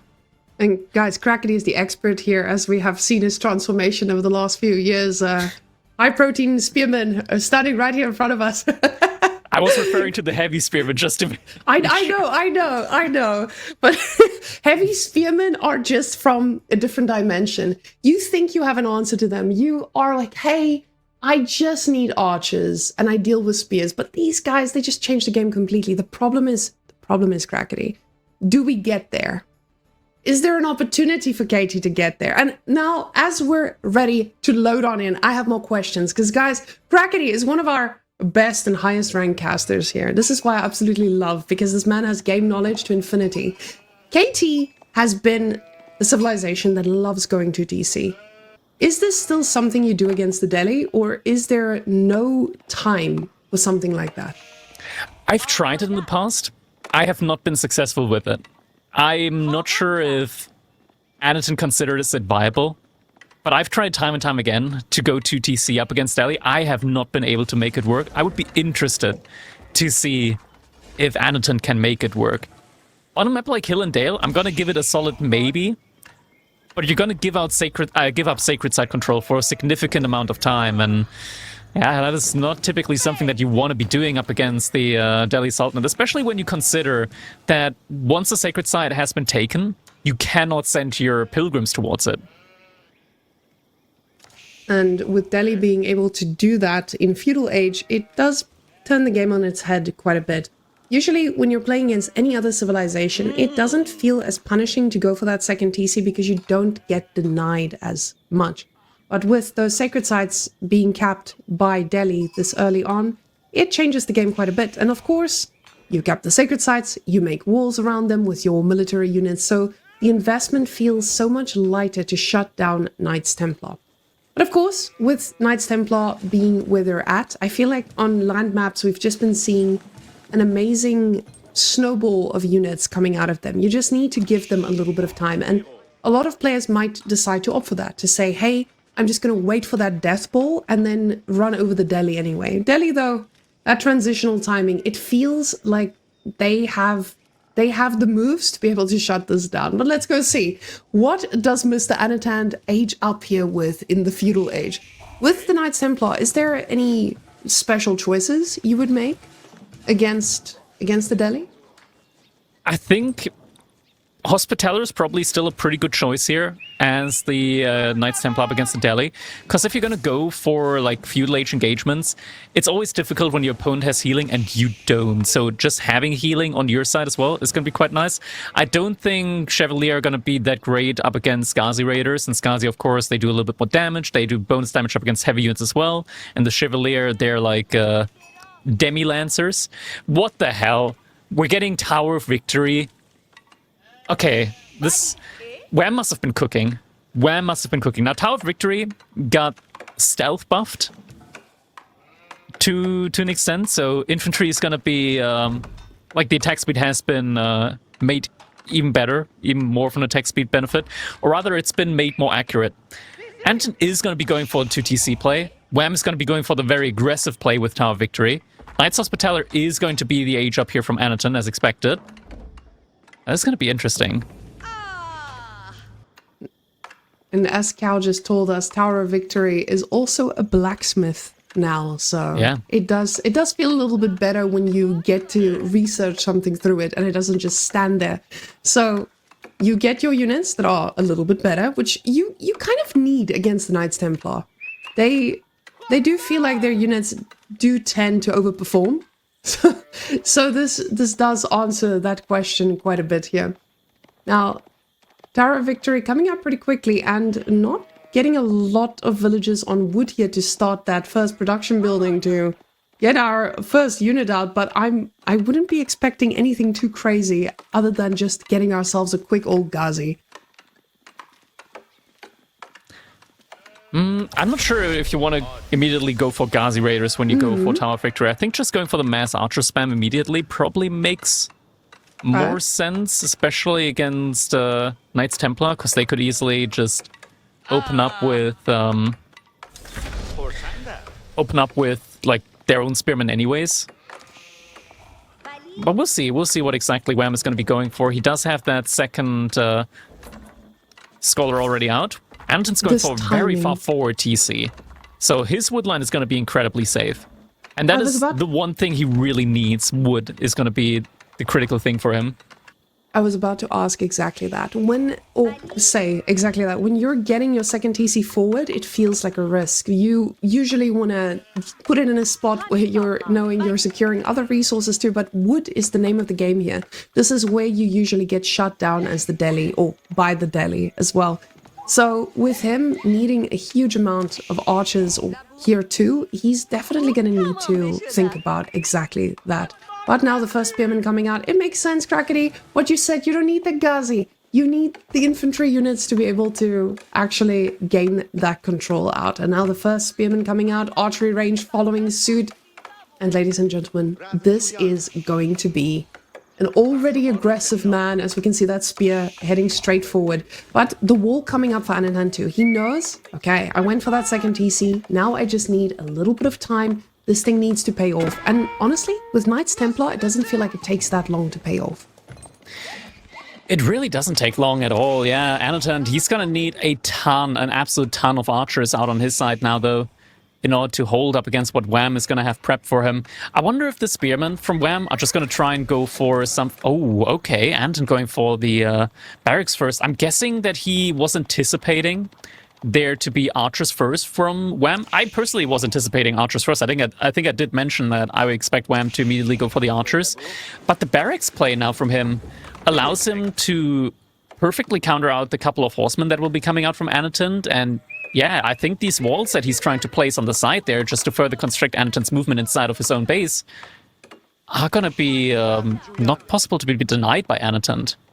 Now, Crackety, you keep saying that the horses get counted here, but keep in mind, Anotand doesn't use horses the way that we do. He doesn't use them in the main composition. This horse has one goal, and that's overwhelming his opponent. So, with him playing against Wham, of course, or against the Delhi, you know they're out there eventually, going out onto the berries. You feel confident because you're the one with the mass. You need that horse for the aggression. You need it to be able to shut down sacred sites usually. And here we see the boys moving into position already. But most importantly, you need those horses to really just delay your opponent from having that mass and denying your second TC, punishing you for going for that second TC at that. Yeah. Archer is coming in here. Oh, Wham, he didn't finish up that wall. Instead tries to torch the one here from Anotand. Isn't going to be able to get the torch off in time. And now, subsequently, isn't going to be able to finish off his wall there on his side. And now the archers begin... Great pick-off. Amazing pick-off. And exactly that was brought to us by Anotand and his wonderful play style of horsemen. Horsemen against spears, doesn't matter. I'm not going to meet the spears. I'm just going to be running around and overwhelming you. And that's exactly what we're expecting to see. That scholar pick-off is massive. Because this is not a usual scholar loss. You don't have the ability to just make an unlimited amount of scholars like you usually do with the Delhi. Exactly. Not having that Dome of the Faith here is going to end up hurting Wham quite a little bit. He's not relying on efficient productions either at the moment. He does still have that one scholar, and he did capture up that first sacred site, so he is getting some more gold in, slowly but surely. Second sacred site is going to be captured up as well, even getting some walls up around it. Oh, and I love that pixel-perfect walling here from Wham on that sacred site wall. Now, this guy walls. He walls, and that's why we call those Wham walls. I mean, this is now another trademark for the Wham walls, because Wham walls have always been very early walls, but this man perfectly walls as well. Now, the problem is this army is getting pretty big, and it still feels quite scary for the Delhi, because of course now he's got his own 3 on gold, even with that gold trickle coming in, because he knows that these scholars are not going to be replacing themselves. They're going to be quite expensive, but he might need to keep investing in those. He could just do what usually happens with Tower of Victory, and we spend gold elsewhere, because we see a lot of resources stacking up, and as I say that, more Ghazi Raiders in queue. I don't know, is this the position as the Delhi where you would even think about going for castle over trying to punish this in feudal already? In theory, you could just play for the sacred side victory condition as well, just make a ton of units in feudal age and just wait for the sacred side victory condition to come in. Nice little snipe here though, from Anotand, able to get the first villager kill of the game.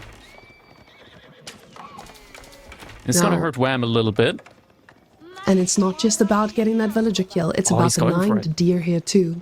Just constantly goes. And looks like Wham is actually going to be going for the castle age up follow-up here. Now, getting yourself to the castle age follow-up, it feels decent enough for the Delhi, because with that you may get yourself a nice little war elephant to accompany the army, but they are expensive, and it still requires a ton of food, of which you don't have as much as you usually do, because there are horses running around your base. You don't have access to unlimited gold either, because there's horses running into your base. So the timing just doesn't feel as precise. House of Learning coming in with 10. That's this means interesting. It's going to be quick. Yeah, But House of Learning though, without a lot of scholars, the upgrades are going to take forever. that was the big question mark we have here. Is this something that with 0 scholars, your castle age hits the same? It just doesn't feel the same way. Or are you just going to be relying on castle age units instead? Yeah. Now, sacred sites are going to provide that trickle of gold. Feels pretty good for the Delhi. Oh, but farms coming in for Knights Templar, as expected. Great timing already. Extending those food sources just a bit more. And more archers for Anotand. But Anotand, he's going castle himself. Pretty soon. The thing is, Anotand, he's just making mass archers at the moment. We're already up to 40 archers. So he's already doubling Wham's military count here at the moment, which makes sense since he's, been undisturbed on 2TC for quite a while now. Sacred sites in the middle and the right-hand side have not been walled yet. I would love to see Wham going for some walls on those as well, just to make it so that Anotand cannot easily get control back over them. But yeah, Anotand, he's getting close to his own age up now.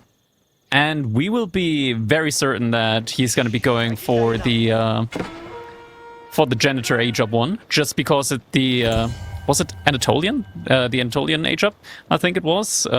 Because or Castile, I think it was Castile. Just to be able to fight underneath all those sacred sites, like with an aura similar to a Kurultai. I'm still just amazed at how tight those walls are, but now he does get the sacred sites to de-tick at least, or it looks like Wham is going to be allowing him to do so, because now there's that timing. Now the Lancers coming out for Wham is not going to be able to be taken down by these archers when the upgrades eventually come in. But the problem is he's prioritized getting +2 ranged attack, and he doesn't really have the archer numbers to justify that just yet. In this case, it feels like you are prioritizing the ranged attack over ranged defense when you're up against a man who's only going for the archers. Come on, this.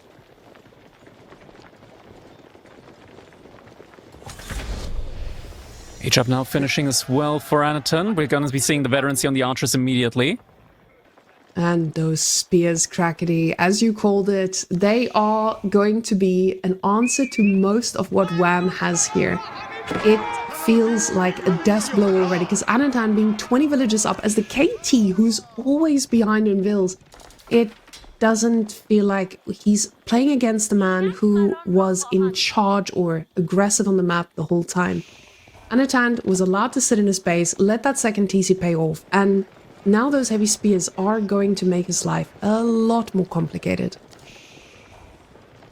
Heavy Spearman gonna be the name of the game here. Wham, he is making both Lancers and Men-at-Arms. Now, in theory,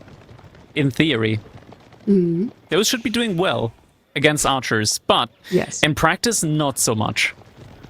Archers in Castle Age do 50% more damage against armored units than they do in Feudal Age for reasons. So they're going to be doing quite a lot of damage, even up against the Knights, even up against the Men-at-Arms here. Wham, he's going to need a lot of units in order to deal with it. And he is making a lot of units, so he should be in a decent enough position here, maybe.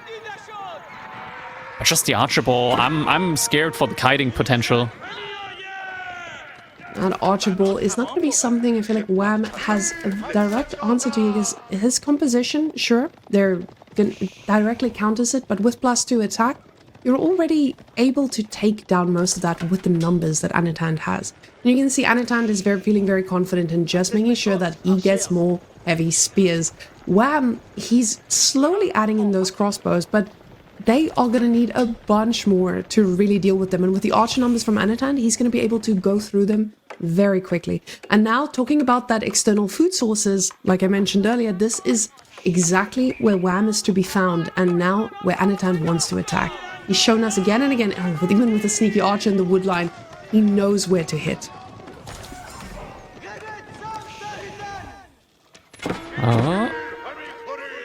We already have a lot of these heavy spearmen out now, some crossbows coming in as well. And Anthony's just doing a lot of damage on many different sides here on the map, just sending a couple of units out and about everywhere.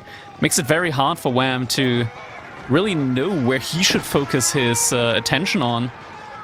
Finds a couple of heavy spearmen to snipe out there, but needs to be careful. There's a big archer mass there in front of his base.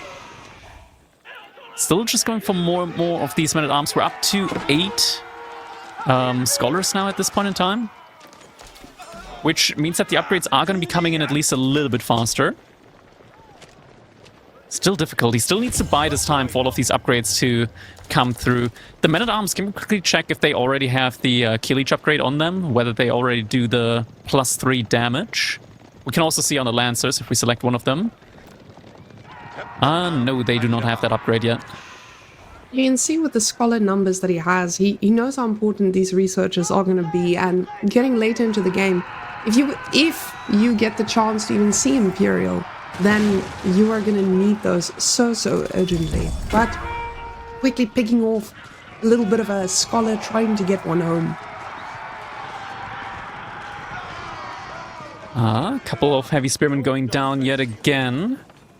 There's not too many of them remaining here. Anotand's just replacing all of them with a ton of crossbows now as well, though. It's just such a big mass that he has here. 30 villager advantage as well. Looking at the overall income, there's not a big discrepancy between them, though. Anotand, with 2 monks on his side, looks like he's also been busy on trying to get some of the relics back. So it looks like a pretty even relic split at the moment between the players. Pilgrims now also making their way forward, so that's going to be some additional gold income here now for him. And 12 villages in stone. Anotand is soon going to be dropping a fortress here in the center of the map, I feel like. Now, the army does feel pretty scary just standing around, and it just tells you, hey, you're not getting this side back in the next millennia. I feel confident moving out onto the gold, and there's not much you can do. But Wham, getting that mangonel, the problem is he's up against that 2TC. He knows there's a timing here. If he doesn't hit, I mean, I would say soon, but it feels like that soon timer is already gone. What is the split on the relics at the moment? I think it's 3-2 for... Actually, 2-2 at the moment. There's still 1 relic next to one of the sacred sites. Little wall off on the right-hand side for Wham. And finally yeah, getting looks like a bit it's of a gonna pilgrim. be... Looks like Wham is going to be able to secure the 3rd relic, so it's going to be a 3-2 relic split here.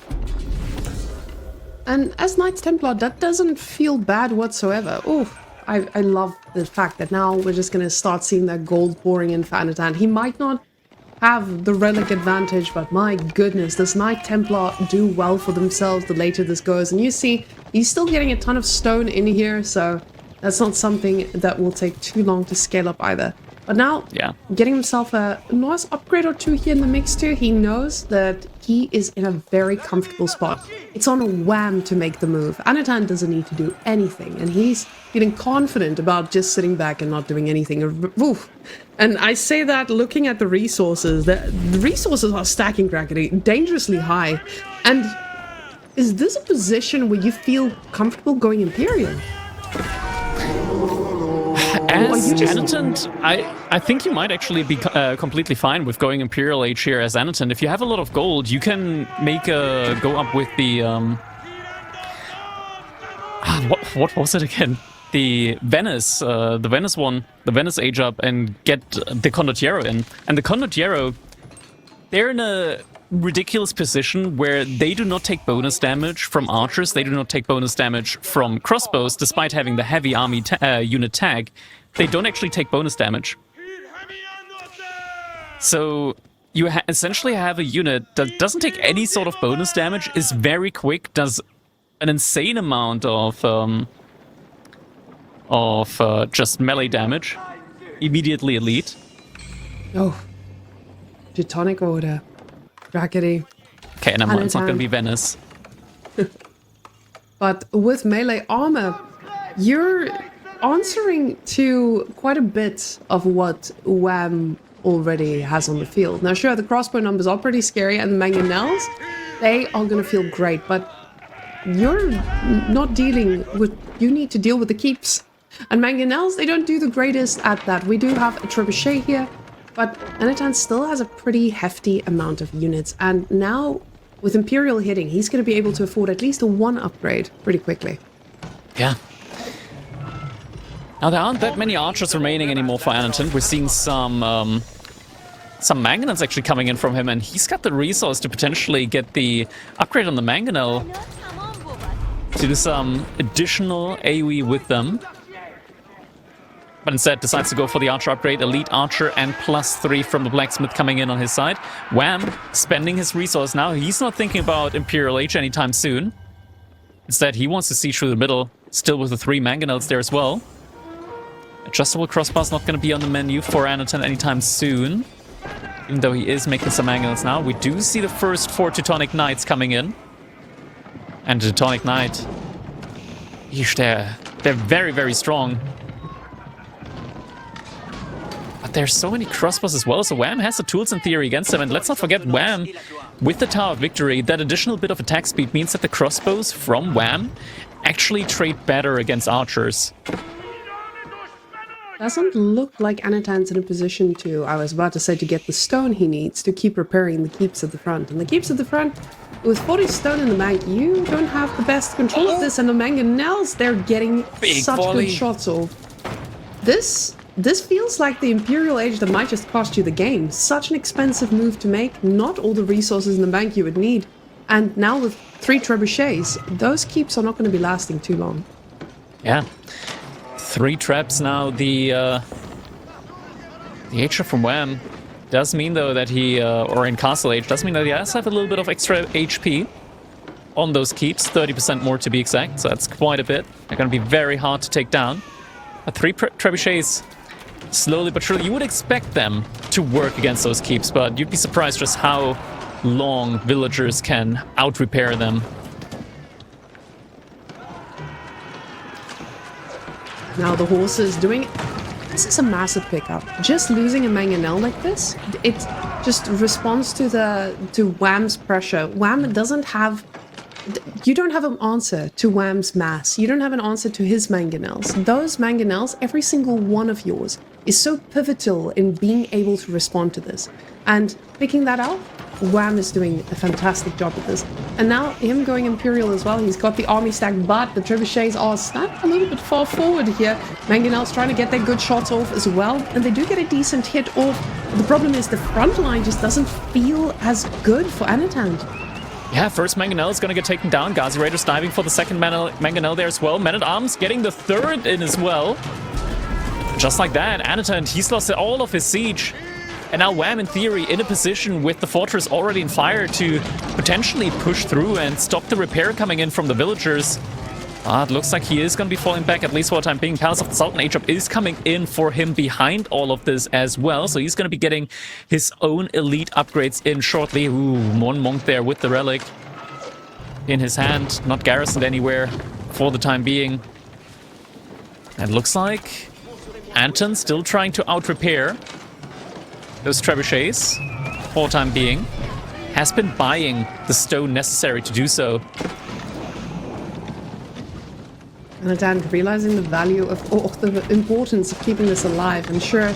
But the question is just, where's the win condition here? So him right now, he's just trying to survive. The Teutonic Knights are trying to do their best, but at the same time, these mangonels are doing God's work as they're cleaning up everything on the backline here. And the mangonels themselves, we see the villagers just standing idly as they were there to repair something, but it looks okay for Anotand. Anotand pushing through, those units finally reigning a little bit supreme, but these are not optimal units for this push. Crossbows and archers are not necessarily going to be the answer here, and eventually upgrades from Wham might kick in. The mangonels, though, are doing a decent job here. Now, Wham, of course, he's still down in villages. This army mass was kind of what he needed to hold. So now that I think about it, yeah, no, him losing this, pretty massive.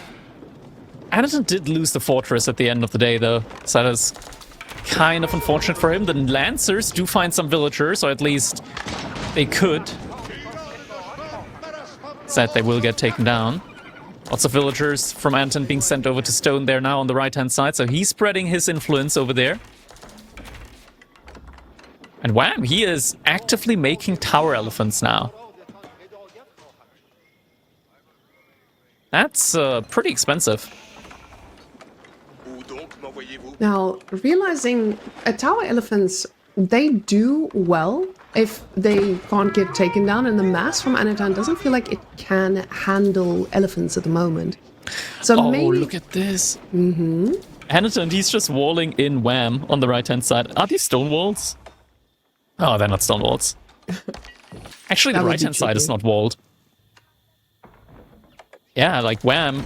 I'm not sure if Anton expects that to like be connected to the edge, but in theory, Wham could go over there.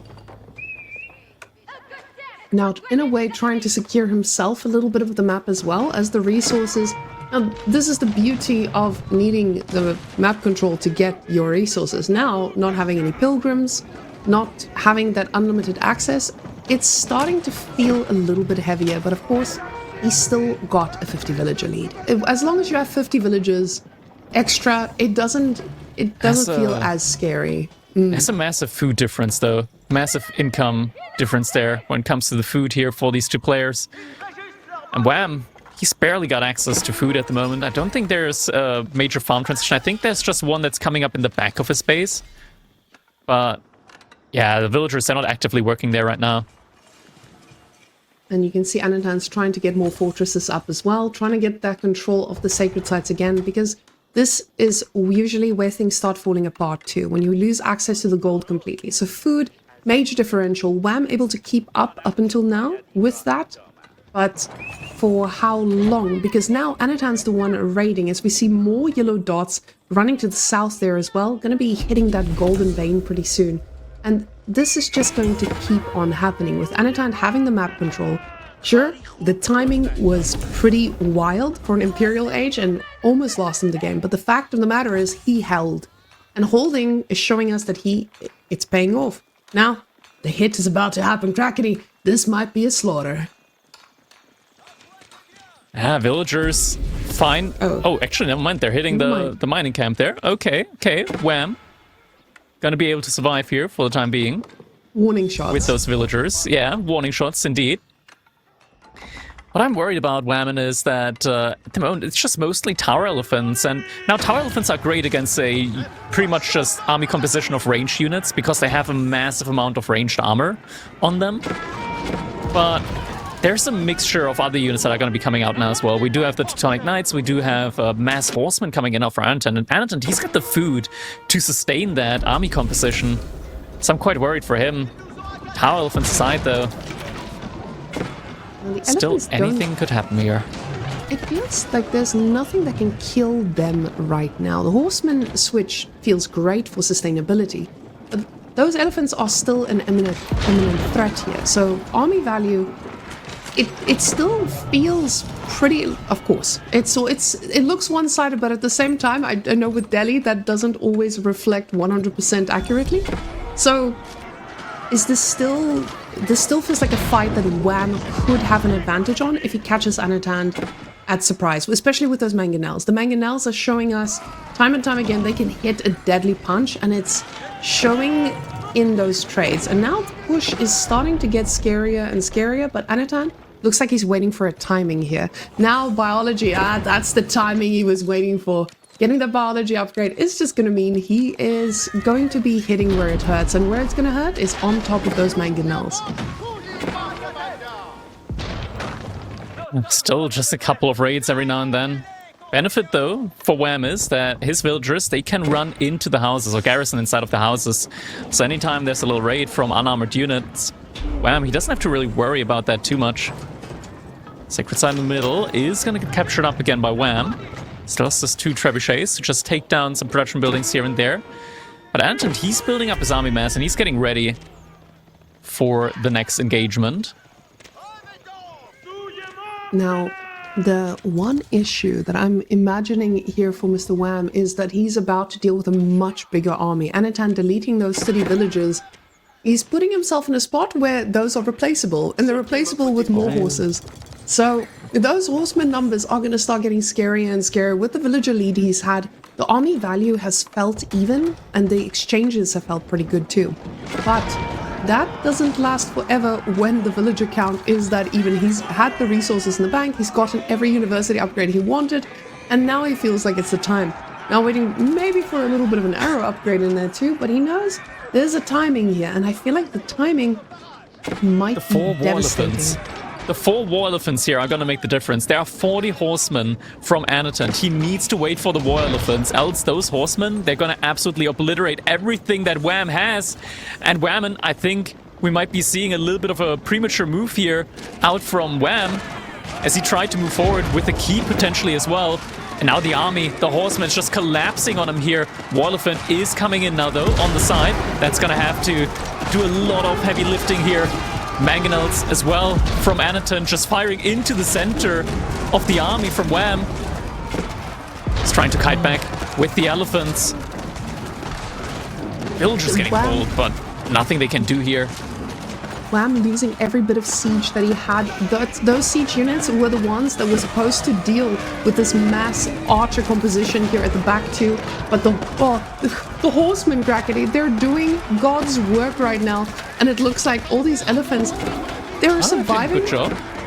They're doing a pretty decent trade here, but the elephants are surviving. Yeah. The elephants, Teutonic Knights are the name of the game here. The horsemen are the ones who are running around trying to get the vills. We do get a Wall of Law coming in, army being pulled back very, very quickly. But honestly, I'm surprised these elephants have survived all of that and still live to tell the tale. Yeah, don't be surprised. Elephants are a unit in the game, for sure.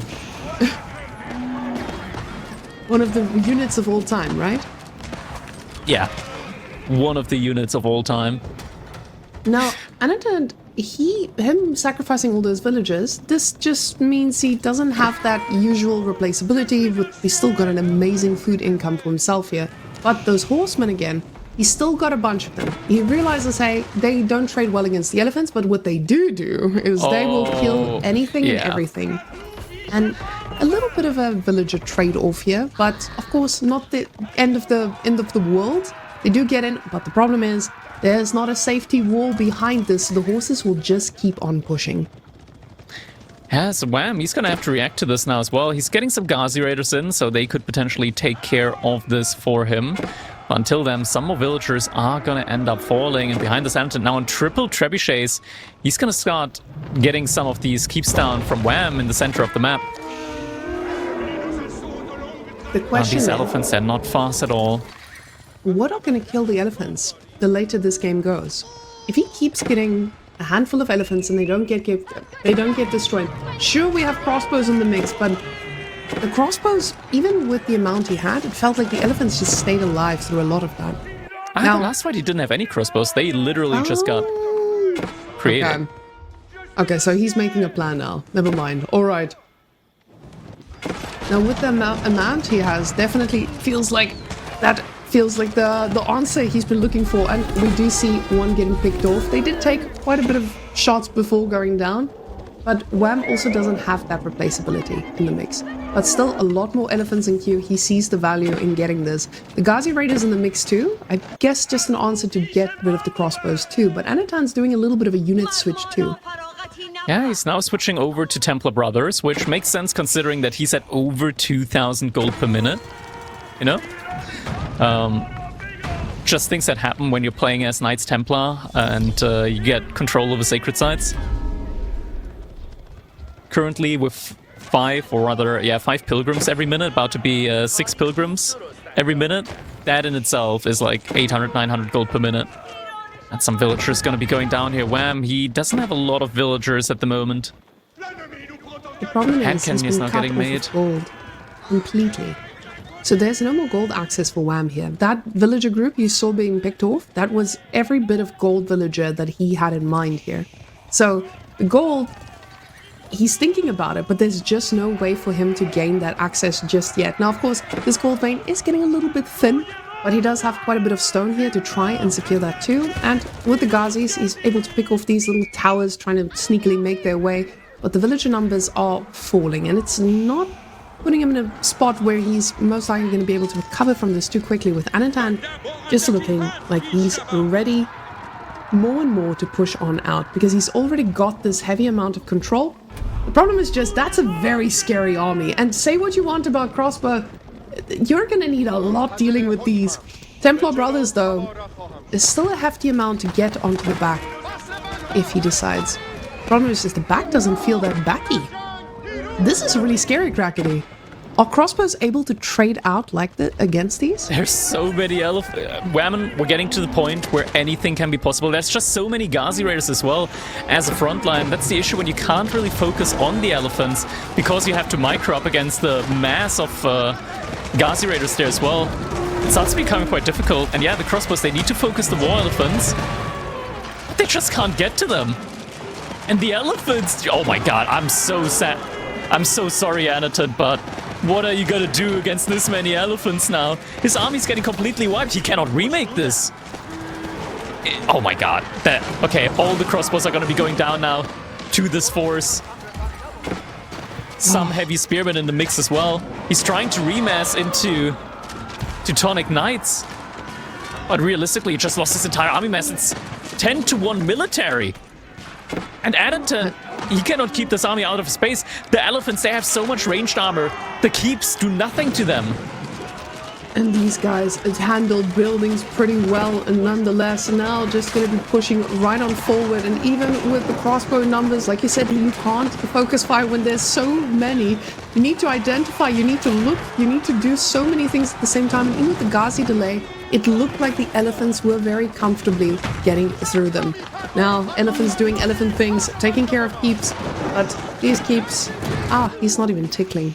And the next wave is upon them. This wave has a bunch of Healy boys as well. So this does make the Scholar army a lot more difficult to handle, especially when you are the one just pushing for that W. Anotand, though, it doesn't look like he's completely ready to tap out, making every bit of army he can for that last fight, hoping that there's an answer to this. Yeah, there's a lot of hope there for sure. He's trying to go into mass mangonels now against us. Now, the mangonels will do some bonus damage up against the ranged elephants, but they have so much health. It's going to take a couple of shots for them to really do any meaningful damage to them. In theory, Wham, he shouldn't even think about the right-hand side of the map right now. What he should be thinking about is that main TC from Anotand. You take that down, there are going to be no more pilgrims spawning. Granted, at the moment, the pilgrims can also just easily be intercepted. Gold for Wham as well. He's going to be able to actually access it, as we see now 15 there, but Anotand is the one under siege right now, and every bit of building here at the front is going to be laid to waste, as we just see the army walking on through, getting rid of every stable. But this also keeps him engaged for a little while Anotand is hoping for that miracle to come on through, just quickly getting every bit of horse he can out of these before they fall. But now you see him getting the spring-all emplacements all around. He's not ready to give this up, but getting a spring-all emplacement at this stage of the game against all these elephants, it feels like a cry for help. It's gonna be the next keep getting taken down by the Dumbos. Just a couple of Templar brothers every now and then getting sent around to raid. And he is making mass heavy spearmen now. The issue is that there's 15 crossbows in the army from Wham as well. And not just any crossbows, but Tower of Victory crossbows, so they're easily going to be able to deal with these heavy spearmen. I think Anotand at the moment, he probably just can't even... probably is struggling to realize or accept that he's just losing to mass elephants. And honestly, in his position right now, I don't know. I wouldn't know, as Knights Templar, what unit I should be making against this legitimately. I think maybe there could be a point made for if he had went for Slakta. But alas, he didn't go for the Kingdom of Poland here. And this is maybe the big weakness of the Knights Templar in the late game. If you're going for the wrong composition, it's so unforgiving. Now, clearly, these fights from the front is not working out so well for him, as we just see the Scholars healing right through every little mangonel shot they can. But now is the one fight, and this is the fight he's hoping changes everything. You see the mangonels moving very far forward, but the Ghazis are looking for a flank too. Elephants just elephanting away. I don't even know what to call that. That's just disgusting. There's destruction all around. It just feels like they're not going down at all. Ghazi is trying to go for the surround on the backside. Front side now as well coming in. The front line just vanished for Anotand. Mangonels now getting torn apart. And there's just still so many elephants remaining. Still 16 tower elephants on the field here.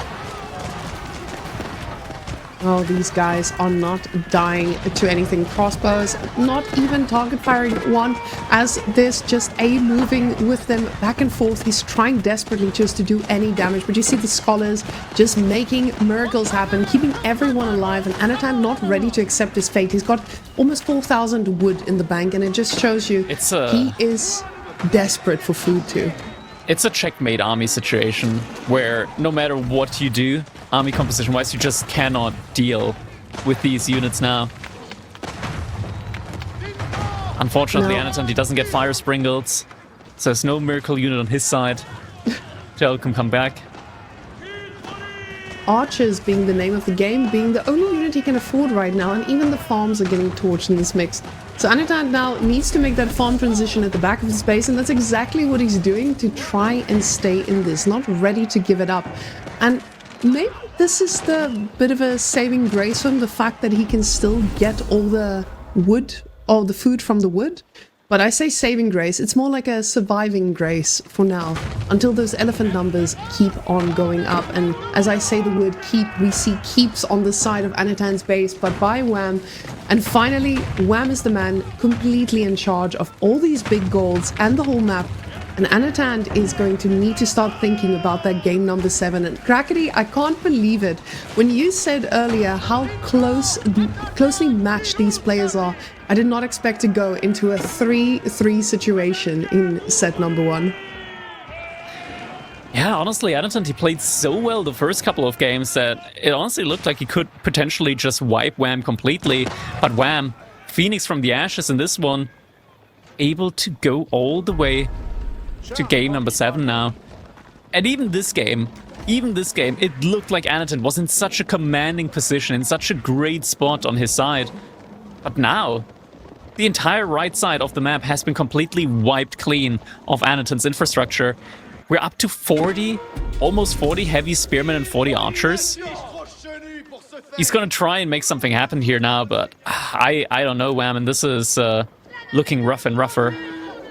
Now, clearly, these fights head-on are not working. So maybe he tries to switch this out. I was going to say to go for rather an economy kind of kill, but no, the kiting archers is the name of the game for him. And he did have a ton of those heavy spears trying to shut down the keep that was coming up. But Wham gets it up. That's it. Wham gets it up. He gets control. Now the pilgrims get cut off yet again, and no gold access for Anotand. This feels like such a rough spot. And Anotand just keeps making anything he can afford. Every bit of gold right now is going to crossbows and heavy spears. Anything to get the army count back up again. Archers a little bit out of position here. Trades them against some of the hand cannoneers. And remakes them. I was about to say remakes them, but it just looks like he has focused his attention onto heavy spears yet again. He picked up quite a few of these hand cannoneers, but the problem is those hand cannoneers are replaceable because, you know, Wham has gold access, which is absolutely fantastic when you get to this stage of the game, where gold access is so rare and hand cannoneers are so plentiful for him. Those archer numbers, not something that would make the biggest of differences, but he needed everything for this final push coming out of Wham. And now the elephants, they're knocking at the door. Making their way through now into Anotand's base. There's one fortress here for Anotand to at least get the buff in on his archers with a little bit of additional armor and attack range. Doubtful though whether that's going to be enough here. With the archers, he is going to be able to snipe out the hand cannoneers. A good couple to go down here. But 17 more in queue. He has an unending force, and you can see the resources already stacking in the bank. Ghazi's now feeling a lot more confident moving out with the elephants ready to support. Heavy spearmen coming from behind, though. They are hoping to collapse, but the elephants get pulled back right at the time. He doesn't want to be risking this. The formation shuffling, the hand cannoneers getting sent to the backside, not where they want to be. They're getting taken down there.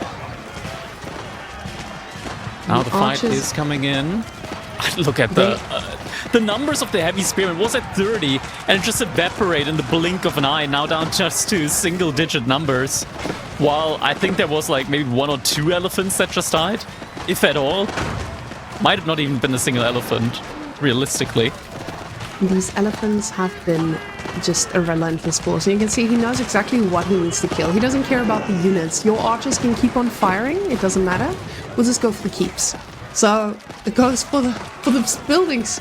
He is not fazed about any unit firing at him as those, these scholars are healing up everything and anything, just making sure that they stay alive for yet another fight. And Anotand still not ready to, still not ready to tap out, but the writing is there. And Anotand realizes this is now match point both ways. Wham just making the comeback of a century in these games. I'm absolutely impressed by how Wham is just bringing this back and showing us exactly why he is such a feared player. Yeah, I mean, looking at the resources gathered, right? It's not just Anotand having 45,000 more resources gathered. It's just the units. It's the units that made the difference here.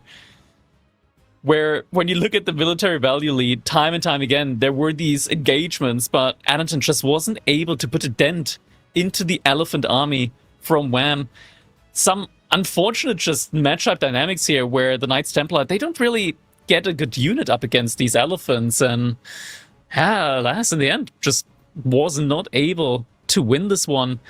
And next up, we're going to be moving over to Coastal Cliffs, and it's going to be, well, Japan versus Mongols. And here's going to be the question. We haven't seen Mongols win a single land map yet in this tournament, but they've been very successful on hybrid maps. Could this be the first time that we see the Mongols successful on a land map? Anotand, he has been making, at least yesterday, like quite a good form with the Mongols. I think there was a game on Kawasan up against B where he completely like ignored water in the beginning and just went for the classic outpost rush strategy. Not 100% sure if he's going to be able to make something like that happen here as well. So, with Mongols being played here, you have to consider that there is water on the map, and the smell breeze of the ocean might just be enough to power him through, because he needs every bit of power in his cards. And as Cow is telling us now, they haven't even been played on a land map. So players are definitely not leaving this as a, I'm just watching these archers die in front of my eyes and I cannot even talk about anything else. Just look at that surround, that last hurrah he was hoping for, the poor little villagers running for their lives. But what's very interesting is we're getting another HRE ban. HRE over Japan ban, which is insane to see in this stage of the game where HRE has not been a contested civ for ages. But Japan, something that's been banned time and time again, something that has been one of the top performing civilizations, and instead saying, hey, it doesn't matter, I'm not playing against HRE. What is going on with HRE that we don't know about? I think it's mostly just matchup dependent, because for all things, you want to avoid playing Mongols up against HRE. That is just not a fun matchup at all for Mongols. And I think Wham, or rather Anotand here, is much more fine with taking the matchup up against the Japanese here rather than the Mongols. Are we offline again? I hope we're not offline. I just hope we're looking at this beautiful last moment. Never mind, we're back. No, we're still there. We're still there. Okay, the replay just ended there. Okay, kind of had me there for a second. I was like, huh? Is something going on? No, we're still here. We're still here. But what's also interesting is the JD snipe. I like the JD snipe over playing or allowing JD to go through, because with JD you still have that unpredictability of, hey, I just looked away for a second and now it's snowballing to a point where I cannot contest almost anything. So Japan is still a scary civilization to play through. Like you said, matchup dependent. It is not something you want to face archery against, but Japan is still something formidable. And on this map especially, we usually see quite a bit of Dark Age shenanigans as well. But with both of these civilizations having that on offer, I'm not expecting it from either side. Because Mongols, like you said, we haven't really seen them on land, so we don't even know if the right move is spears. And from what I'm aware, most people don't even practice Mongols on any land maps. So with Anotand having his set left, you're realizing, hey, I have English, so I guess we better trade on Mongols and see how it goes. And here we go, Mongols. It's gonna be for Anotand on Coastal Cliff. What will we see here is the question. Villager making its way out and about to find the stone, which, you know, is very far away here on a map like this. And Wham, opening us up with a barracks play in the Dark Age. So we'll be investing into those spears. Makes a lot of sense, because on a map like this, where the stone is very far away, chances are your opponent is going to be having a tough time to defend that Uhu straight away. So Anotand most likely will need to immediately go for his own barracks after finishing that OVO up. And usually with that Dark Age aggression, you see this from the Mongols. They do such an amazing job at just overpowering. But Japan is also such a formidable Dark Age civilization, and you want to force your opponent to react so that you can get a suboptimal response from them later.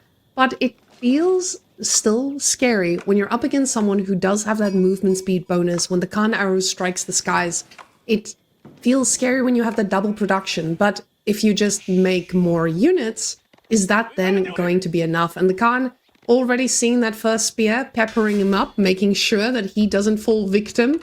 But this is going to mean we might just get a ton of spears in the Dark Age.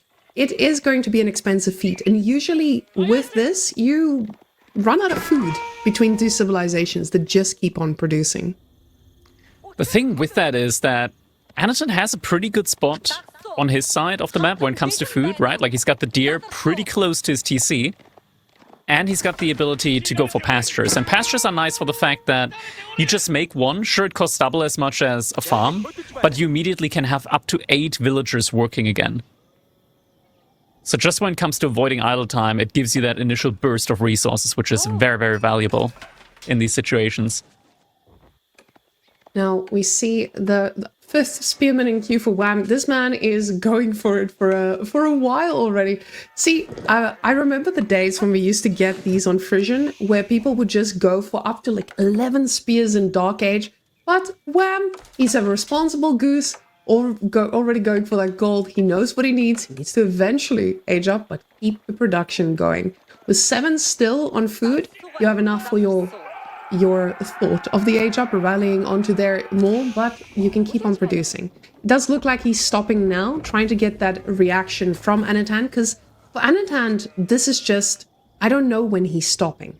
The problem is, Wham just told him, I'm stopping. By pulling back all his spears, Anotand gets that information, and now he feels comfortable going for his own feudal age as well.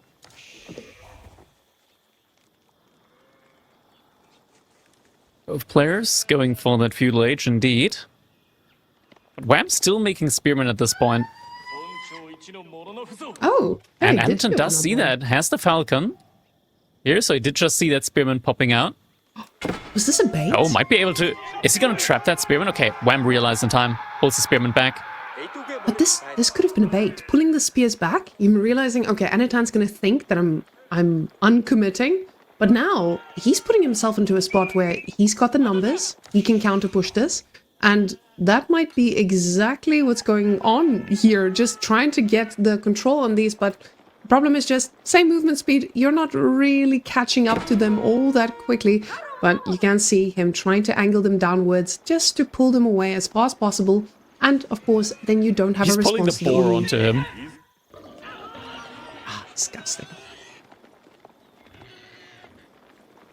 Making a run for it now. Now, Kura's storehouse is on the way, and that trickle of food is going to feel wonderful. Not expecting to see anything else crazy, as we don't see any water on this map, so not going to be finding the need for those shinobis. But if he overextends here, the spears can quickly pay the price. Lots of wood already coming in for Wham, and Japan with a lot of wood. I am scared for anyone who's up against that, because Japan, we see them going fast castle, but we see them going into feudal and living their best life in feudal as well, and it can be quite scary going up against the Japanese. Now, Anotand, making sure that he has the spears in position to reinforce and push out, and getting that extra batch in there too. He needs to be able to keep up with these numbers. Yeah, exactly. Batch production is going to help him out tremendously here. Movement speed arrow gets activated, tries to jump onto the scout there. Doesn't quite manage to catch up. Behind this, still more spearmen coming out from Wham. Or at least still the 6 spearmen being out on the map. More spearmen coming out from Anotand. Does find some of the reinforcements there. Deerstone's finishing up now. Will immediately be getting that hardened upgrade in. And right now the army from Anotand's a little bit split apart. Ooh, but quickly getting the wall wall up. Ooh, this is such an important point, because every bit of gold you have access to is so critical for Japan, because of course their units are not just a nice old wood cost. You want to get every single bit. You already have your blacksmith out there, so it feels pretty nice to be able to get those upgrades in too. But now it's a spear off, and this is going to be an unupgraded spear off, I would say, because the upgrades are just not coming out from Wham. But Anotand, he's got an archer in the mix, making his way through already. He doesn't, I was about to say, doesn't want to waste his gold. and cancels. He cancelled the upgrade completely. He wants to use the resources on just getting +1, most likely. Yeah. Forge is being set on fire. So Wham, if he wants blacksmith upgrades, he's gonna need another forge now. Some good value there by Anotand. Now archer production coming in. Yumi archers on the other side for Wham.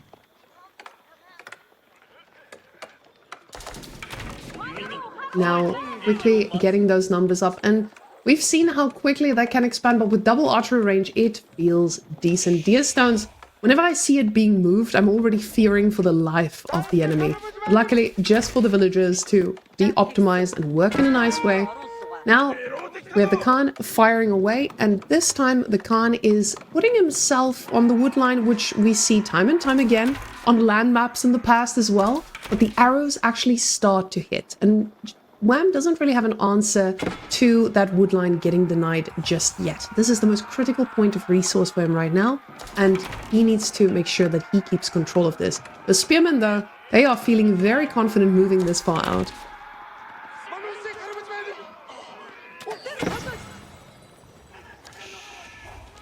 Yeah, Spearmen need to be careful. Yumi archers with that additional bit of movement speed, able to catch up. Spearmen now chasing after the Yumi here, forcing them back a little bit, but that only lasts for such a long time.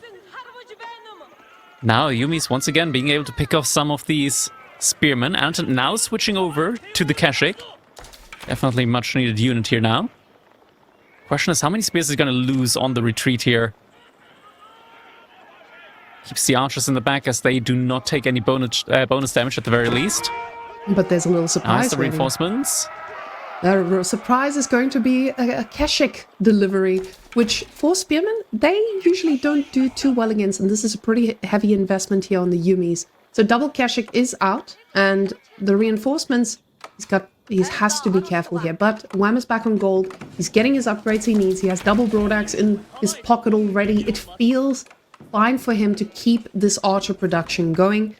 But of course, when Kashyyyks start coming out, it does feel a lot scarier. Still no re-walling on the gold, which I'm quite surprised about, because he knows the risk of losing that gold, especially in these situations. But now, the archer numbers still getting scarier and scarier. Khan needs to be careful.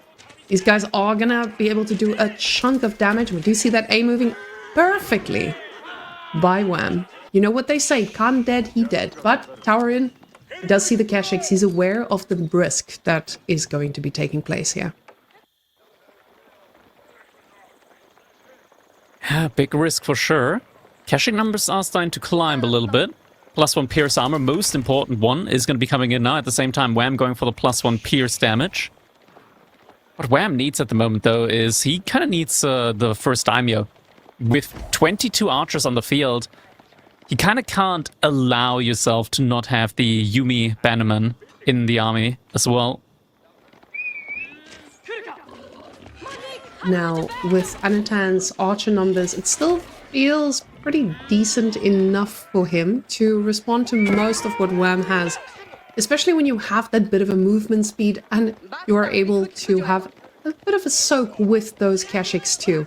But now the food is going to be a question pretty soon. And with Japan, you have that constant trickle of farms. But with Mongols, it does take a little while longer. I say this, but it looks like they want to take an engagement, not committing too hard just yet. But could we take a quick look at that food situation if the armies do not collide? Yep, pretty stacked already. Out here on the deer still.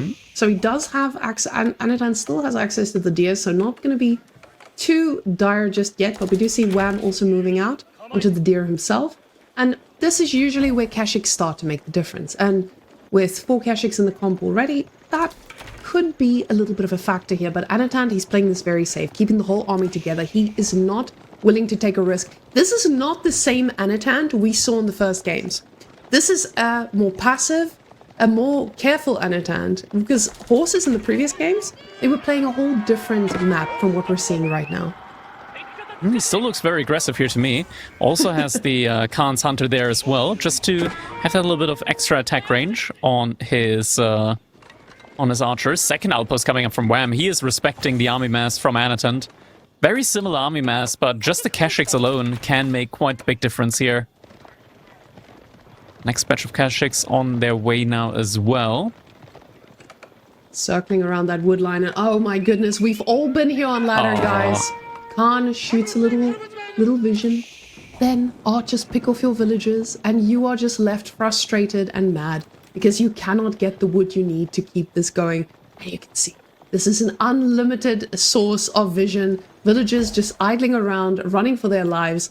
And this stops that production that you so desperately need.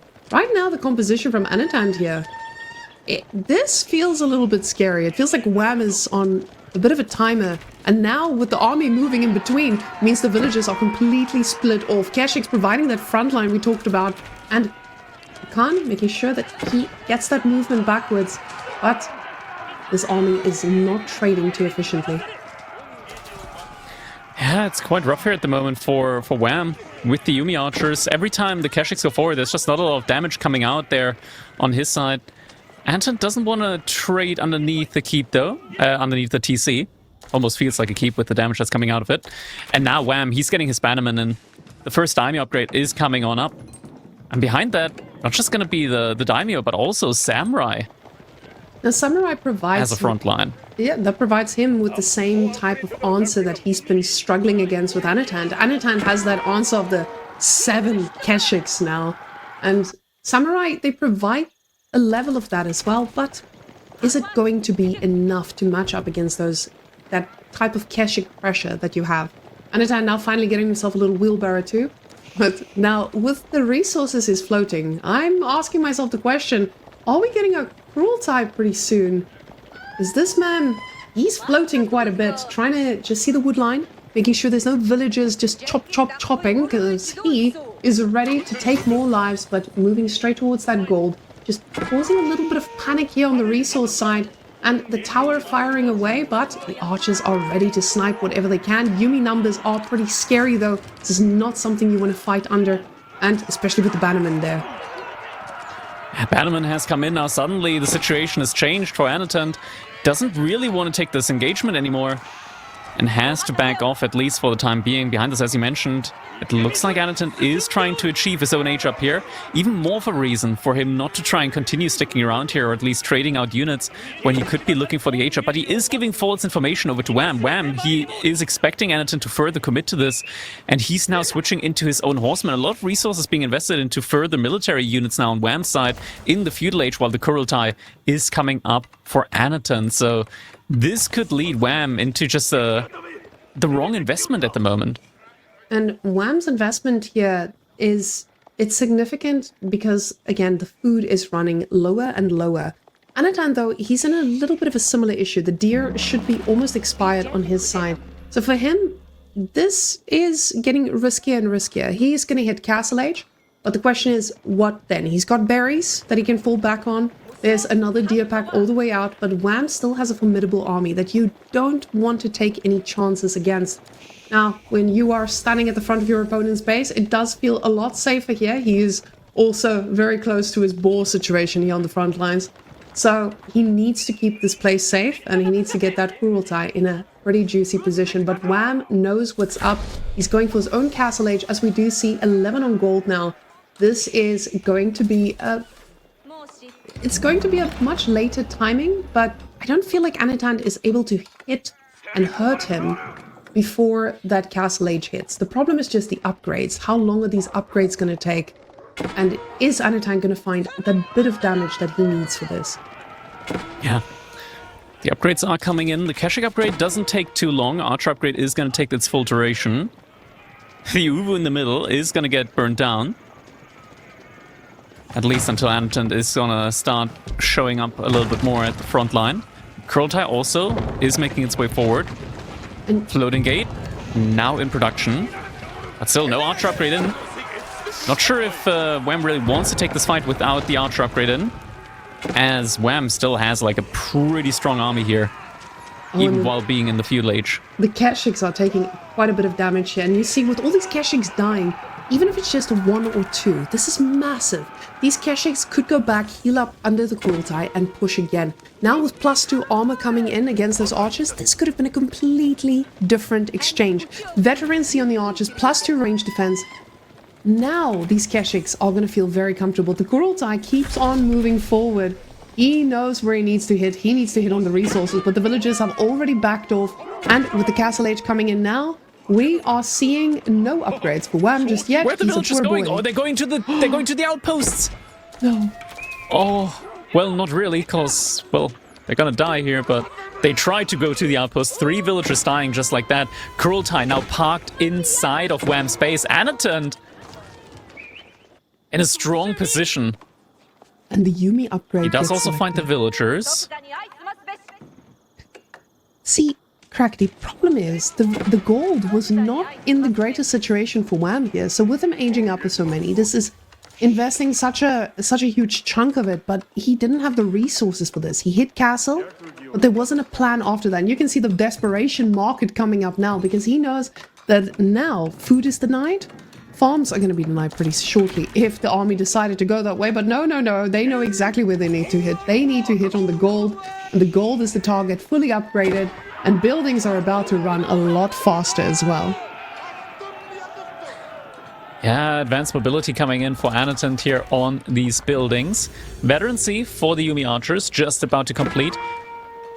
Pierce armor coming in alongside it, but now with the Kurultai, it's going to be a lot more damage coming in from those archers. Villagers jumping inside of the outposts, getting some sprinkled up emplacements as well. Villagers, not sure if they want to go back to gathering gold here right now. A little bit of a back and forth situation here with them. Veterancy definitely shows you how quickly they make units melt. But of course, the towers are actually doing work. And now you're going to have those 2 sprinkled emplacements, which is just going to eliminate an archer per shot. Anotand doesn't have the amount of archers to sacrifice them all fully just yet without a full committal. Now more Keshiks along the way, and we have a few more crossbows making its way here. But now, again, you have to ask yourself, can he sustain this push? At the same time, Wham is now getting those mounted samurai. And mounted samurai, they are going to do pretty well against this. This is why Anotand needing those crossbows, he needs to get them quickly. Because the archers, they are going to be able to do the damage, but not enough to take these down with +2 range defense already. That's the thing with the Kurultai, they actually are. If we take a look at these archers, it's not going to be +2 on them, but +4 rather. So that's a lot of damage. They basically completely ignore the +2 Pierce armor upgrade, which makes Kurultai archers a very, very strong unit, even up against armored units. But Anotand's still going to be going for those crossbows. I mean, they also benefit a lot from the bonus damage from the Kurultai. And the trebuchet coming out for Anotand here too. He realizes, I'm not going to keep fighting into these towers. Sacrifices will not be made. We'll just play this safe. And I like this from Anotand. It feels like Anotand has seen now how this can quickly fall. Oh, we're getting... Look at this. We're getting engineering. Improved siege engineering. Oh, okay. That is a blast from the past. It's so rare that we see improved siege engineering coming in for the Mongols. Yeah, with him not being willing to sacrifice any of his units there at the front, it makes a lot of sense. You can't put yourself into a position where you're just bleeding units. Anotand is reading this, learning from the previous games where he may have committed quite a bit of units to those unfavorable positions, but really reading this and being careful. And now with the secondary gold being that far out, it means Wham is completely out of gold here. And that +2 ranged upgrade is the only upgrade he's going to be affording in a while if he wants to keep making gold units. Some mounted samurai looking for raids. Finding a shaman that tried to bring a relic back. Tried is the right word for it. As he does get taken out there. Keshik's trying to chase after these mounted samurai. And actually, that's a lot of units here as the reinforcements are trying to jump on those mounted samurai. These mounted samurai... Meanwhile, they are a significant portion of the army, though, gradually. So with those mounted samurais running around, they are entertaining a lot, but Anotand has such a massive army that is now pushing forward. So those guys, he's going to need them to actually take down any bit of trebuchet. That trebuchet is just going to be able to do any work he wants. and behind this, the bounty that's also being accrued here. Definitely something that needs to be paid attention to as well. Just so many resources that are going over to Anotand here. And wham, he's struggling for Golden Come. 500 Samurai in queue, but no more Golden Come after that. And it looks like he realized he needs to make something happen soon, but just so much damage coming out from these ranged units. And with a choke point in between the wood line and the Kurultai without any mangonels, it just feels absolutely hopeless here for Wham at the moment. A second Trebuchet coming up next. He's just going for the main TC. Not even focusing on a farm, on a house. He knows where the money is at, and that is at the big W. And that's exactly where he's hitting. Anotand looking absolutely disgustingly good here, as we now see him starting to raid, getting that confidence back we saw before. Now, this is the fight. This is the moment that he needs Wham.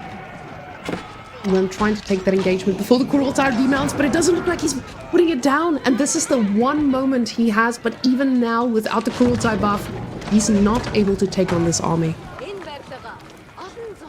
It doesn't take the engagement. Kurultai getting placed again.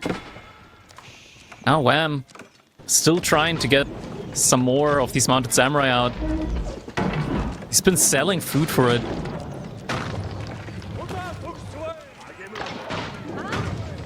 It's just not looking too hopeful at the moment. Although Anderson's kind of playing with fire, just with the army position being relatively far away from the Kurultai. But with the outpost, he can always just run back to it. And now, villagers getting pulled. But a lot of the army from Wham is out of position. It's starting to hit the Ovu instead of the actual military here. And villagers, yeah, they realize, okay, they cannot go for the torch. All of the mounted samurai at the front line already have been taken down. They're just getting absolutely eviscerated by the crossbows, by the archers here. And with that, wham, there's just no way for him back into this game. There's still a good couple of Keshiks in the army here from Anotand, but the mounted samurai, they just cannot make it happen up against this massive backline from Anotand. And the Keshiks taking part, the villagers at the bottom side as well. GG comes in, Anotand able to win the set 4-3. And guaranteeing himself that spot in the semi-finals. Anotand showing us that beating B was not just a once-off. This man is here to win it. And absolutely playing amazingly, showing us how dominant he can be. And that confidence from the first 3 games, you could see it shining here too. And Mongols finally getting that 100% win rate on land. 100% win rate on land. Are Mongols just broken? Reddit post, guys. You're finding out here. Yeah, you're finding out here on EGC TV. Now that military graph tells you the story of a man who had access to food eventually and a lot of map control, with trebuchets just dictating the pace of this. Oh, those little horse raids. You can see how conservative he was throughout the whole game. But even until that last moment, that's when the real damage struck. So the initial spear play from both these players, I love that Wham, it felt like he was trying to bait out the reaction, overreaction. Anotand read it perfectly. He also went for that age up at exactly the right time, got the archer into a position to quickly respond to Wham's spearman as well. And every single moment, Anotand read the game perfectly. But Wham, also an amazing job. I feel like there was just Anotand with a little bit more understanding of where Mongols is going to shine here. And of course, shutting down the resources exactly where he needed. So, well-deserved W. Indeed, very well-deserved victory here for Anotand. And that means that he's going to have to face off against, well, another Canadian. It's kind of funny when we think about just how these brackets have, started positioning themselves. Anotand facing off against Wham to now have to face off against Papipo. Beastie yesterday faced off against Vortex and now has to face off against Lucifron. Some players, they're just getting stuck with the brothers here. And this is the beauty of having our brothers actually dominating this scene. You have the trials of the brothers to get through.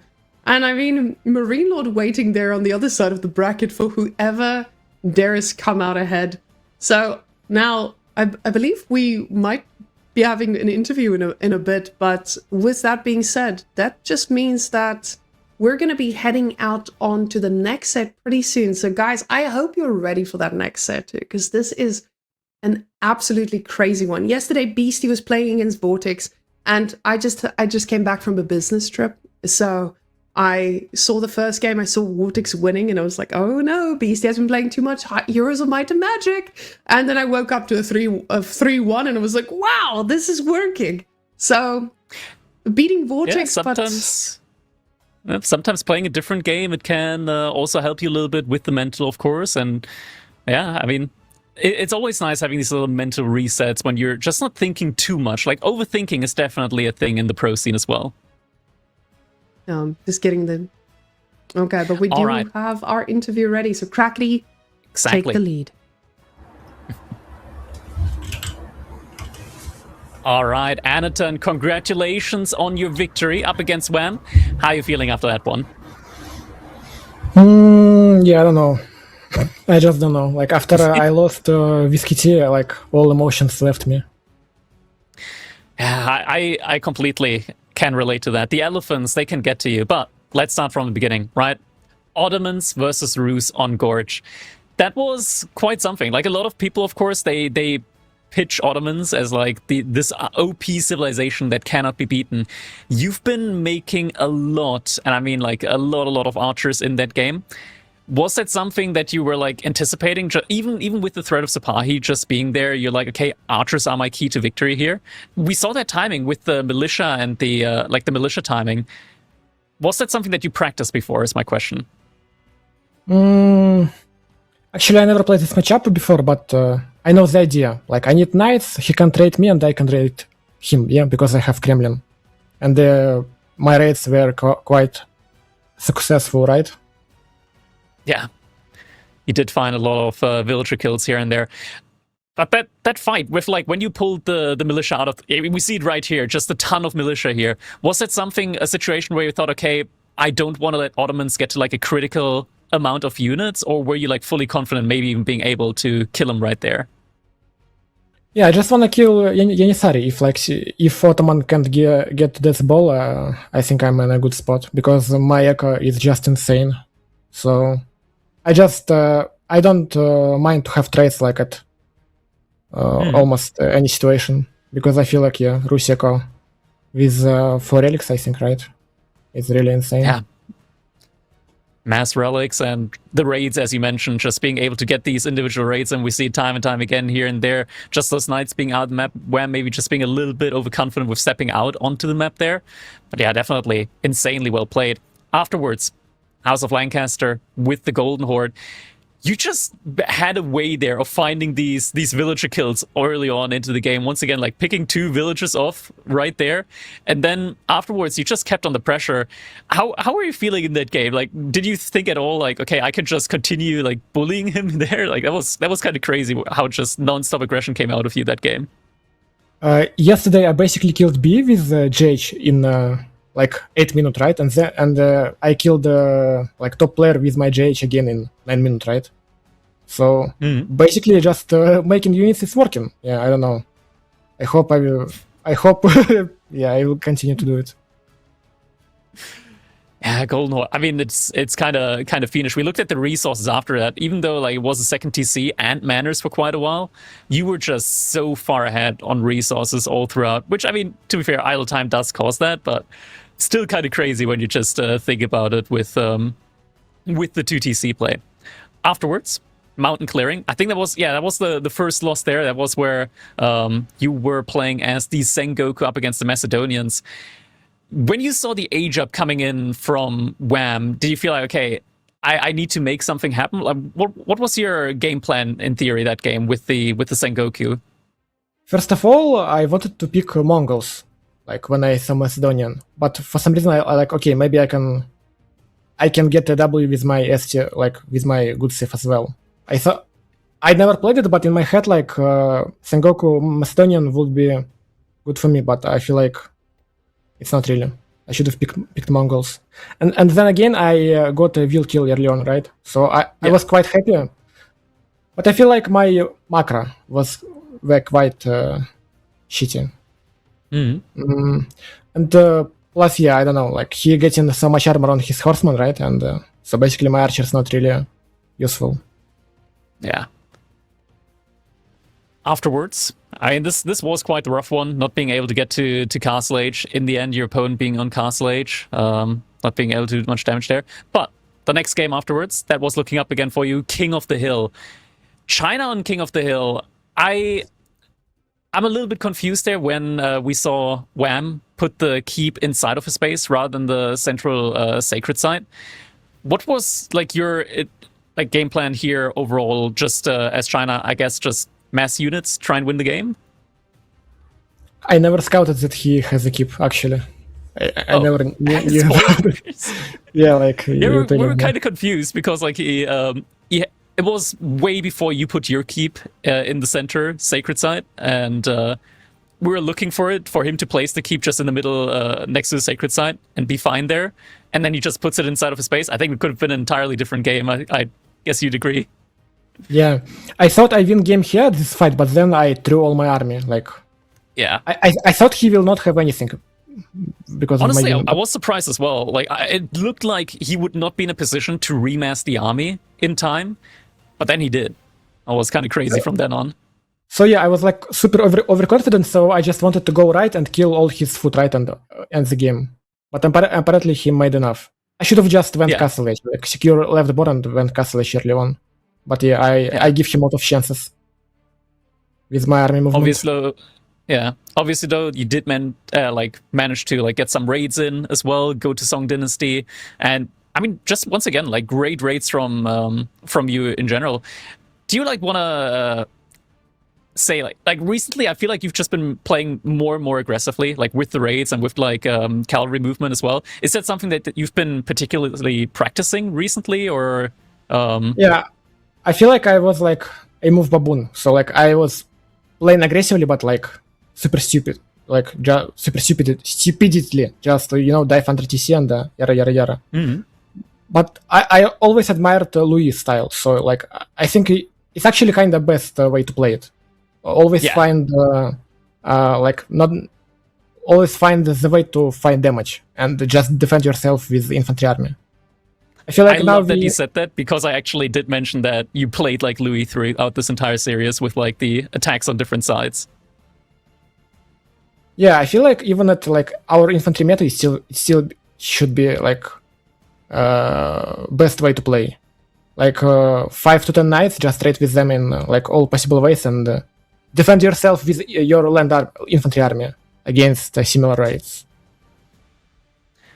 All right, next up was Lipany. And I mean, this was a little bit of a rough one, right? Like, I'm gonna say Wham did some very unexpected things there with the Bazaar age up. I'm quite sure you probably, I'm just guessing you probably didn't expect the Bazaar age up either. But we saw a ton of Camel Archers coming out from you on your side. And I know I've been saying that Camel Archers are broken for quite a while, and it did really look broken for a good part throughout this game. But eventually he did manage to get on top of you there during one of those fights. But how were you feeling throughout the game? Were you like feeling okay when you saw the outpost coming in and not really denying anything there early on? I played with Papi some time ago, and I went about to TC and he just denied all my wood. But here I feel like my spawn was I had a lot of wood in a lot of spaces, so yeah. I know. I feel like I should need to stay in village forever, like 50 camel archers and farms, because I went castle age and I just died without food, right? I feel like just horseman spear a lot of camel archer, and I feel like it might be the way to play this matchup. Yeah, because I think I was winning hard before I went age up. Yeah, it was looking really good for you there. Oh yeah, and also I saw his wing, and I saw traders, and I thought that it's Atabex. I like, okay, he went Atabex, but it was freaking traders. I was not able to, understand what it is. Yeah, it was a fun game, definitely. I want to say, like, for the audience, like seeing the Gamba wing coming in, definitely a fun one there, and a good game by Wham here for sure. after that, we talked, like you mentioned this game earlier, Knights Templar versus Daily. You were looking so good in that game. Like throughout the entire first 20 minutes, I was very shocked by the outcome. How did you feel about the game as it progressed? Honestly, after I lost this game, I thought like I lost series completely. Like, I think my biggest mistake it was I don't late Horseman transition because his Mangonels find a lot of damage against me, and I'm actually unsure about my Imperial Age Wing. It was a bit controversial. I felt it felt like I can't lose this game, but then I lost. I mean, like after this game, I was just okay, you deserve it because you basically won unwinnable. It felt like for me. So like I was like, okay, you can have a series. I will not be like too mad because this game on me. If I wanna go through, if I wanna go top 4, I need to win this type of games. And when I lost, I was like, okay, yeah, maybe not today for me. Yeah. To be fair, like this, we're seeing the situation here, right? Like it looked pretty good for you. 40 villager lead, having sacred site control, having gold access, all the gold in the world. At one point, I think you peaked at like 3,000 gold per minute there. You mentioned the age ups as well. Yes, I think like Slata or Venice could have, like Kingdom of Poland or Venice could have been quite nice. How are you feeling about the Condottiero at the moment? I think they still kind of broken, yeah, because they don't get any bonus damage against them, right? They have heavy military tech, but they don't have getting damage again. Like, yeah, X-bows don't damage them too well. But I feel like those elephants will just kill anything. Anything. I feel like only Шляхта is my way. Like Шляхta X-bows maybe, I don't know.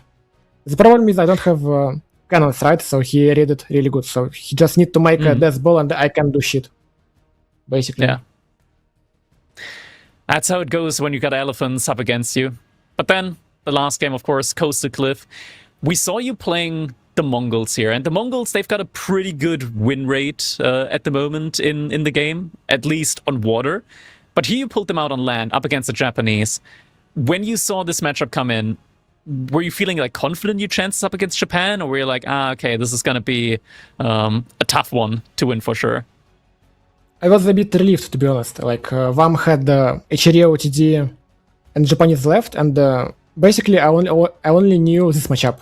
Like, if it would be Mongols OTD, it would be a bit monkus for me, to be honest. Okay. Yeah, but this one, I feel like with my bet Wu, it's like 50-50. Like, is this all matchup about overcommitment? I can't overcommit at Dark Age, I can't overcommit in Fiddle Age, and I need, always to find damage.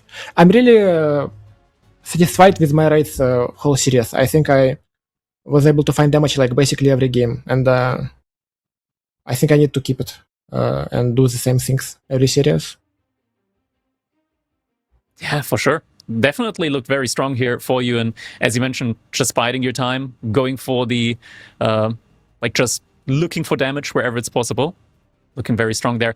Anotand, congratulations. You're now gonna be moving on to the semifinals. You just played against one of the brothers. Now you're gonna be up against Papi Paw next weekend. How are you feeling about your next set? You're feeling confident after beating Wham now that you're gonna be up against Papi Paw? Yeah, to be honest, I played with Wham and Papi for a bit, like 1 week before, and they both like were wiping floor with me. So unsure, maybe 1 week and it will be better. We'll see. All right. With that said, I'm going to leave you now to celebrate your victory, and we'll be seeing more from you next week. Congratulations, Anotand. See you then.